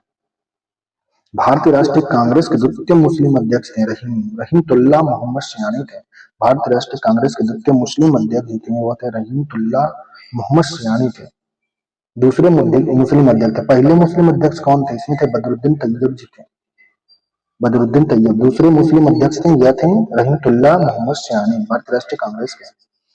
रजनी पान दत्त ने कहा कि वे साम्राज्यवाद से लड़ते भी थे और सहयोग भी करते थे। उन्होंने किसकी राजनीति? गठबंधन के बारे में कहा था, यह भारतीय राष्ट्रीय कांग्रेस के बारे में। रजनी पामदत्त ने कहा कि वे साम्राज्यवाद से लड़ते भी थे और सहयोग भी करते थे। उन्होंने यह कथन भारतीय राष्ट्रीय कांग्रेस के बारे में कहा था। कांग्रेस सोशलिस्ट पार्टी का गठन जो हुआ था 1934 में। कांग्रेस सोशलिस्ट पार्टी का गठन कब हुआ था? 1934 में हुआ था। भारतीय राष्ट्रीय कांग्रेस के पहले अध्यक्ष कौन थे? डब्ल्यू.सी. बनर्जी थे। भारतीय राष्ट्रीय कांग्रेस के पहले अध्यक्ष डब्ल्यू.सी. बनर्जी थे। कांग्रेस समाजवादी दल की स्थापना अक्टूबर 1934 में हुआ था। कांग्रेस समाजवादी दल का स्थापना जो हुआ था 1934 अक्टूबर 1934 में हुआ था। 1885 में भारतीय राष्ट्रीय कांग्रेस की स्थापना ए.ओ. ह्यूम ने किया था। 1885 में भारतीय राष्ट्रीय कांग्रेस की स्थापना ए.ओ. ह्यूम ने किया था। यही पहले राष्ट्रीय क्या बोलते हैं स्थापना करने वाले अंग्रेज अधिकारी थे। दूसरा 1890 में कलकत्ता विश्वविद्यालय की पहली महिला स्नातक ने कांग्रेस अधिवेशन के संबंधित किया था, वह थी कदम्बनी गांगुली। 1890 में कलकत्ता विश्वविद्यालय में पहली महिला स्नातक थी जो बीए पास की थी, वह कांग्रेस अधिवेशन की संबंधित थी, वह थी कदम्बनी गांगुली थी। यह जो महिला थी पहली स्नातक की थी, यह कलकत्ता विश्वविद्यालय से 1890 में थी। अगला है 1922 में आयोजित भारतीय राष्ट्रीय कांग्रेस का गया अधिवेशन की अध्यक्षता जो की थे चित्तरंजन दास, जो बिहार में यह हुआ था। भारतीय राष्ट्रीय कांग्रेस की पहली महिला अध्यक्ष एनी बेसेंट थी। पहली महिला अध्यक्ष एनी बेसेंट और भारतीय महिला सरोजिनी नायडू थी। 1912 में पटना में होने वाला भारतीय राष्ट्रीय कांग्रेस के अधिवेशन की अध्यक्षता आर.के. मधुलकर ने किया था। अच्छा, 1912 में जो पटना में हुआ था राष्ट्रीय कांग्रेस का अधिवेशन, उसका अध्यक्ष जो थे आर.एन. मधुलकर थे। आर.एन. मधुलकर जो बिहार में पहला जो पटना में कांग्रेस का अधिवेशन हुआ 1912 में, उसके अध्यक्ष कौन थे? उस अधिवेशन के आर.एन. मधुलकर थे। और जो 10 साल बाद फिर दूसरा अधिवेशन हुआ कौन? 1922 में हुआ। उस राष्ट्रीय कांग्रेस अधिवेशन की अध्यक्षता किसने किया? चित्तरंजन दास ने किया। दूसरा चित्तरंजन दास ने 1922 में था। पहला जो हुआ था 1912 में पटना में, उसका अध्यक्षता किया आर.एन. मधुलकर ने किया था। असहयोग आंदोलन को निलंबित किया गया था 1922 में। असहयोग आंदोलन जो निलंबित किया गया 1922 में किया। लखनऊ समझौता हुआ था 1916 में। लखनऊ समझौता जिसमें गरम दल नरम दल आके फिर मिल गए थे 1907 में जो विभाजन हुआ था उसमें। यह कहते हुए भारतीय राष्ट्रीय कांग्रेस को हंसी उड़ाई गई कि यह एक बहुत सूक्ष्म भाग है, अल्पसंख्यक का प्रतिनिधित्व करती है। यह किसने कहा था? डफरिन ने कहा था। डफरिन क्या बोलता था कि भारतीय राष्ट्रीय कांग्रेस की हंसी उड़ाया बोल करके यह एक बहुत सूक्ष्म भाग अल्पसंख्यक का प्रतिनिधित्व करती है, यह बात डफरिन बोला था। अखिल भारतीय राष्ट्रीय कांग्रेस कमेटी की बैठक को दर्शाता है जहां संसदीय बोर्ड के गठन का फैसला लिया गया था। 1920 नागपुर में ऐसा बात हुआ था। अखिल भारतीय राष्ट्रीय कांग्रेस कमेटी की बैठक को दर्शाता है जहां संसदीय बोर्ड का गठन क्या फैसला लिया गया। संसदीय बोर्ड जो बना 1920 में नागपुर में हुआ था। या फिर भारतीय राष्ट्रीय कांग्रेस कमेटी की बैठक को दर्शाता है जहां पे संसदीय बोर्ड का गठन किया गया था, फैसला लिया गया था 1920 नागपुर में हुआ था। संसदीय बोर्ड का गठन के लिए नागपुर में फैसला लिया गया था 1920 में। नाम नरमपंथी द्वारा उपयोग में लाई गई प्रार्थना याचिका और विरोध की पद्धति को गरम दल के नेता ने नाम दिया था भिक्षा अभ्यर्थी का राजनीति। नरमपंथी द्वारा उपयोग में लाई गई प्रार्थना याचिका और विरोध का पद्धति को गरम दल वाले नेता ने नाम दिया भिक्षा अभ्यर्थी की राजनीति। भारतीय राष्ट्रीय कांग्रेस का प्रथम मुस्लिम अध्यक्ष बदरुद्दीन तैयब जी था। दूसरा तो क्या था बोल रहे हैं, याद नहीं आ रहा, फिर चलो दूसरा भी आगे ऊपर भी पढ़ते हैं। सूरत विभाजन 1907 के बाद भारतीय राष्ट्रीय कांग्रेस का नियंत्रण हुआ था नरमपंथी का। सूरत विभाजन 1907 में जो हुआ था सूरत विभाजन, और 1916 में जाकर जो लखनऊ समझौता हुआ, दोनों फिर आके मिल गए थे ना। तो 1907 में सूरत विभाजन हुआ था। भारतीय राष्ट्रीय कांग्रेस का पर नियंत्रण हुआ था नरमपंथी का। इस पर नियंत्रण किसका हो गया था? नरमपंथी वाले जो फिर कांग्रेस के अध्यक्ष बन के बहुत नियंत्रण करके आगे चला रहे थे। 1888 में इलाहाबाद में राजा ने भारतीय राष्ट्रीय कांग्रेस के चौथे अधिवेशन के संपन्न होने की महत्वपूर्ण भूमिका निभाई थी। दरभंगा के राजा 1888 में जो इलाहाबाद में भारतीय राष्ट्र का चौथा अधिवेशन हुआ था ना इलाहाबाद में, इलाहाबाद उत्तर प्रदेश में चौथा हुआ था 1888 में। उसमें दरभंगा के जो राजा थे ये बहुत बड़ा भूमिका निभाए और बहुत पैसा कौड़ी देकर हेल्प किए थे। इसका कांग्रेस अधिवेशन का चौथा जो कहा हुआ था 1888 में इलाहाबाद में हुआ था। दरभंगा के राजा थे, बहुत बड़ा भूमिका निभाए थे। अधिकतर नरमपंथी नेता थे शहरी क्षेत्र में। नरमपंथी पढ़े लिखे जो थे ये कहाँ थे? शहरी क्षेत्र में रहते थे। पूरा बाजार में घूमते थे, शहरी क्षेत्र में पढ़े लिखे लोग थे। और गर्मपंथी वाले थे कहाँ पे? जंगल उंगल में, गाँवों में रहते थे। ये गर्मपंथी वाले थे। नरमपंथी पढ़े लिखे लोग नरम हो जाते हैं, तो कहाँ रहते थे? शहरी क्षेत्र में। और गाँव क्षेत्र में कौन रहते होंगे? ये रहते थे गर्मपंथी लोग। 1888 में, ये तो पढ़ लिया था, 1888 में हो गया था क्लियर। भारतीय राष्ट्रीय कांग्रेस, सॉरी, भारतीय राष्ट्रीय आंदोलन नरमपंथी के प्रभावधीन आया था 1906 के बाद में। भारतीय जो राष्ट्रीय आंदोलन जो था यह नरमपंथी सॉरी गर्मपंथियों के प्रभाव में आ गया था 1906 में। भारतीय राष्ट्रीय आंदोलन जो था ये गर्मपंथी के हाथ में आया 1906 में, इसलिए में क्या 1907 में क्या हुआ, फिर विभाजन हो गया इसका कांग्रेस का 1907 में। तो फिर साथ में किसके हाथ में चला गया, एक नरमपंथी के हाथ में चला गया। नरमपंथी जानते हैं क्या करते थे, लड़ाई उड़ाई नहीं करते, सिर्फ ये आंदोलन करते थे नरमपंथी वाले। गर्मपंथी वाले ये हथियार से विरोध करके जिता देते हैं, मतलब क्या करते थे, अंग्रेज को डरा देते थे। 1947 में भारतीय राष्ट्रीय कांग्रेस के अध्यक्ष कौन थे, जेबी कृपलानी थे। भारत 1947 के भारतीय राष्ट्रीय कांग्रेस का अध्यक्ष कौन थे, जेबी कृपलानी। जब भारत आजाद हुआ उस समय कांग्रेस का अध्यक्ष कौन थे, राष्ट्रीय अध्यक्ष कांग्रेस का जेबी कृपलानी थे। 47 में जब भारत आजाद हुआ था, जेबी कृपलानी। भारत का पूर्ण स्वराज दिवस सर्वप्रथम मनाया गया था 26 जनवरी 1930 को। यह भारत का पूर्ण स्वराज दिवस जो था, पूर्ण स्वराज दिवस कब मनाया गया था, 26 जनवरी 1930 को मनाया गया था। भारतीय राष्ट्रीय कांग्रेस की कार्य समिति ने भारत छोड़ो प्रस्ताव पारित किया था वर्धा में। भारतीय राष्ट्रीय कांग्रेस की कार्य समिति ने भारत छोड़ो प्रस्ताव कहाँ पे पारित किया था, वर्धा में। वह अधिवेशन जिसमें होम रूल समर्थक अपनी राजनीतिक शक्ति का सफलतापूर्वक प्रदर्शन कर सके। कांग्रेस के सन 1916 के लखनऊ अधिवेशन में ऐसा काम हुआ था। वह अधिवेशन जिसमें होम रूल समर्थक जो थे यह राजनीतिक शक्तिकरण का सफलतापूर्वक प्रदर्शन कर रहे थे। यह कब, कांग्रेस के 1916 का अधिवेशन, लखनऊ अधिवेशन 1916 में। धरमदल वाले को पता चल गया था कैसे अलग अलग नहीं चलेंगे, दोनों मिलना पड़ा, इसके काम मिला करके 1916 में लखनऊ में मिले। गदर क्रांति छिड़ने का सबसे महत्वपूर्ण कारण था कामा गाटा मारू घटना हुआ, जिसमें गदर क्रांति छिड़ने का महत्वपूर्ण कारण था यह। भारतीय राष्ट्रीय कांग्रेस का प्रथम अधिवेशन जो हुआ था मुंबई में हुआ था। पहला अधिवेशन मुंबई में हुआ था, चौथा कहाँ, दरभंगा, ये उत्तर प्रदेश में हुआ, इलाहाबाद में। भारतीय राष्ट्रीय कांग्रेस के संस्थापक थे असैनिक सेवक थे। ये जो संस्थापक थे ह्यूम थे, यह क्या थे, असैनिक थे, सैनिक से बाद रिटायर हुए सैनिक थे, ये ह्यूम थे। भारतीय राष्ट्रीय कांग्रेस की स्थापना की गई थी 1885 में मुंबई में। 1906 में कलकत्ता अधिवेशन की अध्यक्षता जो दादा भाई नौरोजी ने किया था। दादा भाई नौरोजी जो ये थे 1906 में कलकत्ता अधिवेशन की अध्यक्षता किए थे दादा भाई नौरोजी। कांग्रेस के गरम दल के संबंधित थे अरविंद घोष, गरम दल से संबंधित थे, गरम दल में अरविंद घोष थे। भारतीय राष्ट्रीय कांग्रेस के दूसरे अधिवेशन का अध्यक्षता दादा भाई नौरोजी ने किया था। पहले तो बदरुद्दीन तैयब शायद था, पहले के थे बदरुद्दीन तैयब जी के पता नहीं, दूसरे का दादा भाई नौरोजी थे। सत्ता हस्तांतरण के समय निम्नलिखित राज्यों में से एक में कांग्रेस दल का महत्वपूर्ण विकास जो संगठन था, विकसित संगठन का था, मैसूर था। सत्ता हस्तांतरण के समय निम्नलिखित राज्यों में से एक में कांग्रेस दल का महत्वपूर्ण विकसित संगठन जो था यह था मैसूर था। 1947 के भारतीय राष्ट्रीय कांग्रेस के दिल्ली अधिवेशन की अध्यक्षता किसने किया था, राजेंद्र प्रसाद ने किया था। राजेंद्र प्रसाद ने 1947 के भारतीय राष्ट्रीय कांग्रेस के दिल्ली अधिवेशन की अध्यक्षता किसने किया था, राजेंद्र प्रसाद ने किया था। कांग्रेस के नरम दल गरम दल के नेता की आंदोलन की पद्धति थी राजवामबद्ध आंदोलन था, राज्यवाम बंद आंदोलन था। कांग्रेस के गरम दल के नेताओं की आंदोलन जो थी, गरम दल वाले नेता का आंदोलन जो था, पद्धति कैसा था, राजवाम बंद आंदोलन था। भारतीय राष्ट्रीय कांग्रेस के प्रथम अधिवेशन में 72 प्रतिनिधि ने भाग लिया था। भारतीय राष्ट्रीय कांग्रेस के पहले जो प्रतिनिधि का अधिवेशन हुआ उसमें कितने प्रतिनिधि भाग लिए थे, 72। 20वीं सदी के प्रारंभिक वर्षों में कांग्रेस में विभाजन की प्रक्रिया शुरू कब हुआ था, कांग्रेस आंदोलन की रणनीतियों पर, कांग्रेस आंदोलन के उद्देश्य पर, कांग्रेस आंदोलन के लोगों की भागीदारी पर। 20वीं शताब्दी के प्रारंभिक वर्षों में कांग्रेस में विभाजन की प्रक्रिया जो शुरू हुआ, या कैसे हुआ था, पहले कांग्रेस आंदोलन की रणनीति पर हुआ, दूसरा कांग्रेस आंदोलन के उद्देश्य पर हुआ, तीसरा कांग्रेस आंदोलन के लोगों की भागीदारी पर ऐसा हुआ।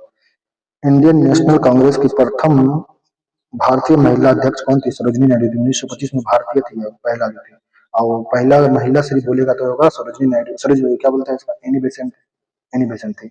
और इंडियन नेशनल कांग्रेस की प्रथम भारतीय महिला बोलेगा तो अध्यक्ष कौन होगी, सरोजिनी नायडू 1925 में बनी थी। 1925 में सरोजिनी नायडू बनी थी। महात्मा गांधी ने भारतीय राष्ट्रीय कांग्रेस के अधिवेशन की अध्यक्षता 1924 में, महात्मा गांधी 1924 में करेंगे कांग्रेस के अध्यक्षता। उसके बाद एक साल बाद 25 में जो होगा उसमें पहला भारतीय महिला आएगी, कौन आएगी, सरोजिनी नायडू 1925 में आएगी। 1924 में महात्मा गांधी थे, भारतीय राष्ट्रीय कांग्रेस के अध्यक्षता अधिवेशन की अध्यक्षता की थी 1924, शायद बेलगांव में की थी।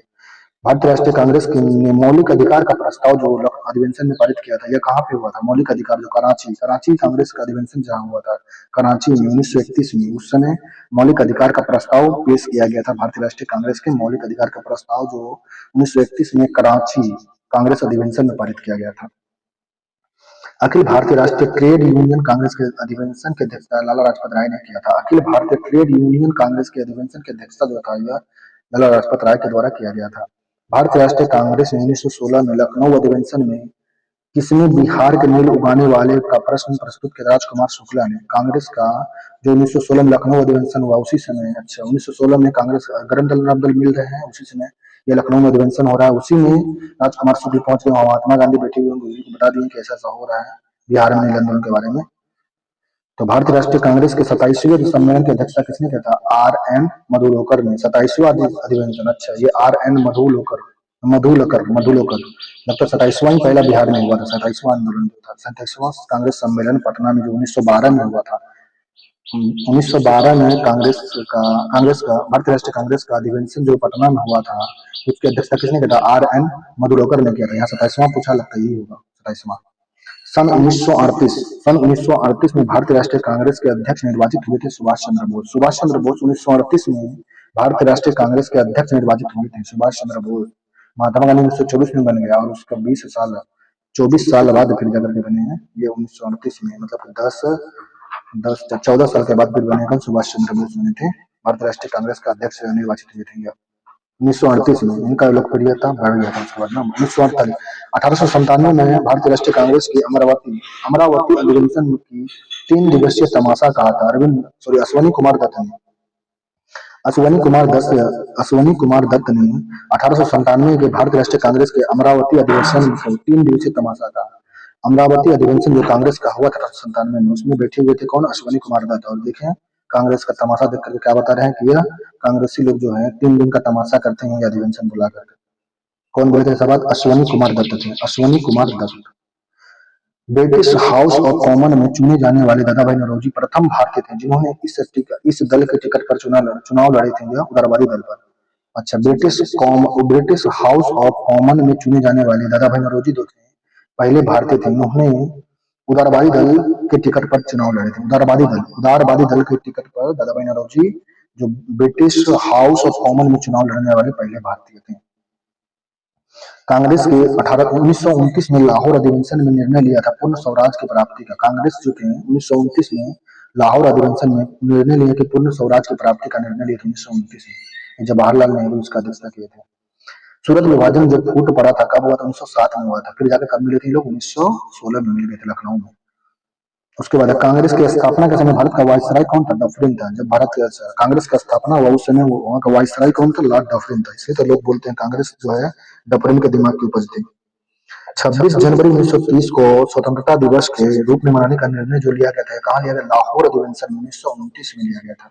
26 जनवरी 1930 को स्वतंत्रता दिवस मनाने का घोषणा जो लिया गया था लाहौर अधिवेशन 1930 को बता रहा है। 26 जनवरी 1930 को स्वतंत्रता दिवस के रूप में मनाने का घोषणा जो लिया गया था लाहौर अधिवेशन में लिया गया था।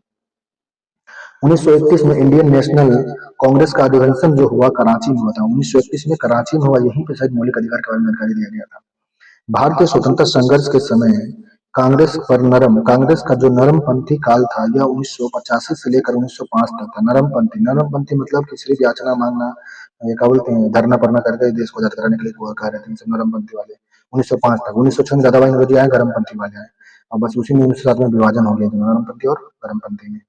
जयप्रकाश नारायण भारतीय राष्ट्रीय कांग्रेस में शामिल हुए थे 1929 में। भारतीय राष्ट्रीय कांग्रेस जो जयप्रकाश नारायण जो थे भारतीय राष्ट्रीय कांग्रेस में शामिल हुए 1929 में। बहुत दिन के बाद, कब जयप्रकाश नारायण शामिल हो रहे हैं भारतीय राष्ट्रीय कांग्रेस में? 1929 में शामिल हुए थे। इंडियन नेशनल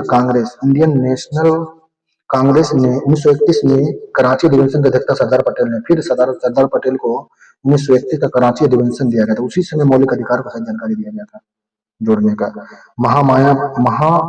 महामना कहा जाता है किसको? मदन मोहन मालवीय जी को महामाना कहा जाता है, महामना। भारतीय राष्ट्रीय कांग्रेस का प्रथम अधिवेशन तो बंबई में हुआ था ना।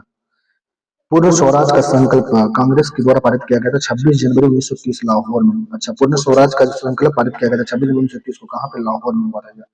1916 का लखनऊ समझौता जो हुआ था अखिल भारतीय कांग्रेस और मुस्लिम लीग के भी बीच में हुआ था। अच्छा, दो गठबंधन हुआ था, एक नरेंद्र और वरेंद्र वाले के बीच में और एक हुआ था भारतीय राष्ट्रीय कांग्रेस और मुस्लिम लीग के बीच में। ये मुस्लिम लीग भी अपना 1906 से लेकर अपना अलग अलग चल रही थी, ये 1916 के लिए दोनों भी आकर के फिर मिल गए थे 1916 में। और 1906 में मुस्लिम लीग अपना अध्यक्ष क्या बोलते हैं, 1906 में अपना स्थापना किया था मुस्लिम लीग। तो ये 1900 जाकर के 16 में लखनऊ में ये भी समझौता कर लिया किससे, कांग्रेस से, भारतीय राष्ट्रीय कांग्रेस से।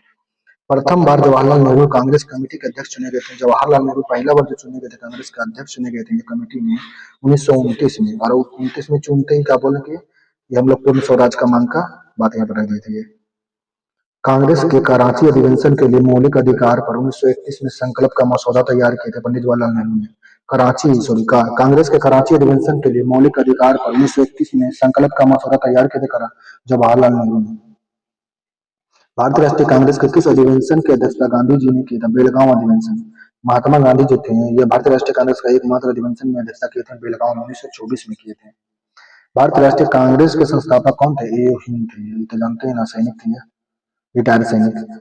कांग्रेस के किस अधिवेशन में यह संकल्प पारित किया गया कि विधि के समक्ष जाति, वंश या स्त्री पुरुष का लिहाज किए बिना समानता होनी चाहिए, कराची अधिवेशन 1931 में कहा गया। ये उस समय इसकी अध्यक्षता कौन कर रहे थे, कराची अधिवेशन में सरदार वल्लभ भाई पटेल कर रहे थे। और यह तो इसको कराची अधिवेशन में जो ये बात बताया गया, क्या बताया गया कि संकल्प पारित किया गया था कि विधि के समक्ष जाति, वंश, स्त्री पुरुष लिहाज किए बिना समानता, सभी को समान अधिकार देने का बात किया गया था कराची अधिवेशन 1931 में। कार्यकारी कमेटी को सविनय अवज्ञा आंदोलन प्रारंभ करने का अधिकार दिया गया था भारतीय राष्ट्रीय कांग्रेस के लाहौर अधिवेशन में। कार्यकारी कमेटी को जो सविनय अवज्ञा आंदोलन करने का जो अधिकार दिया गया था राष्ट्रीय कांग्रेस का लाहौर अधिवेशन में। भारतीय राष्ट्रीय कांग्रेस का लाहौर अधिवेशन जो हुआ था कब हुआ था, 1929 में हुआ था लाहौर अधिवेशन। अगस्त 1942 में अखिल भारतीय कांग्रेस कमेटी अगस्त 1942 में अखिल भारतीय कांग्रेस पार्टी की मीटिंग में बंबई में प्रस्ताव पारित किया गया था भारत छोड़ो आंदोलन। अगस्त 1942 में अखिल भारतीय कांग्रेस पार्टी की मीटिंग में बंबई में प्रस्ताव पारित किया गया था भारत छोड़ो जो आंदोलन था 1942 में। उस समय कहाँ पे कांग्रेस का पार्टी का मीटिंग चल रहा था, बंबई में स्थापना भी हुआ था कांग्रेस का। और कांग्रेस का जो बंबई में 1942 में अखिल भारतीय कांग्रेस कमेटी का जो मीटिंग चल रहा था उसी समय भारत छोड़ो आंदोलन का प्रस्ताव पारित किया गया था 1942 का। भारत छोड़ो अगस्त में 1942, 8 अगस्त या 9 अगस्त को हमारा शायद। नेक्स्ट टॉपिक है बंगाल विभाजन एवं स्वदेशी आंदोलन, जिसमें पहला प्रश्न है प्रथम बार संघर्ष के तरीकों के रूप में स्वदेशी एवं बहिष्कार भारत में अपनाया गया था बंगाल विभाजन में। प्रथम बार संघर्ष के तरीकों के रूप में स्वदेशी एवं बहिष्कार भारत में अपनाया गया था बंगाल विभाजन। बंगाल विभाजन हुआ था प्रभावी 16 अक्टूबर 1905 से। 16 अक्टूबर 1905 से बंगाल विभाजन प्रभावी हो गया था। बंगाल विभाजन 16 अक्टूबर 1905 को मनाया गया था, शोक दिवस के रूप में मनाया गया था। कामयाबी सुबह की जैसी होती है, मांगने पर नहीं जागने पर मिलती है।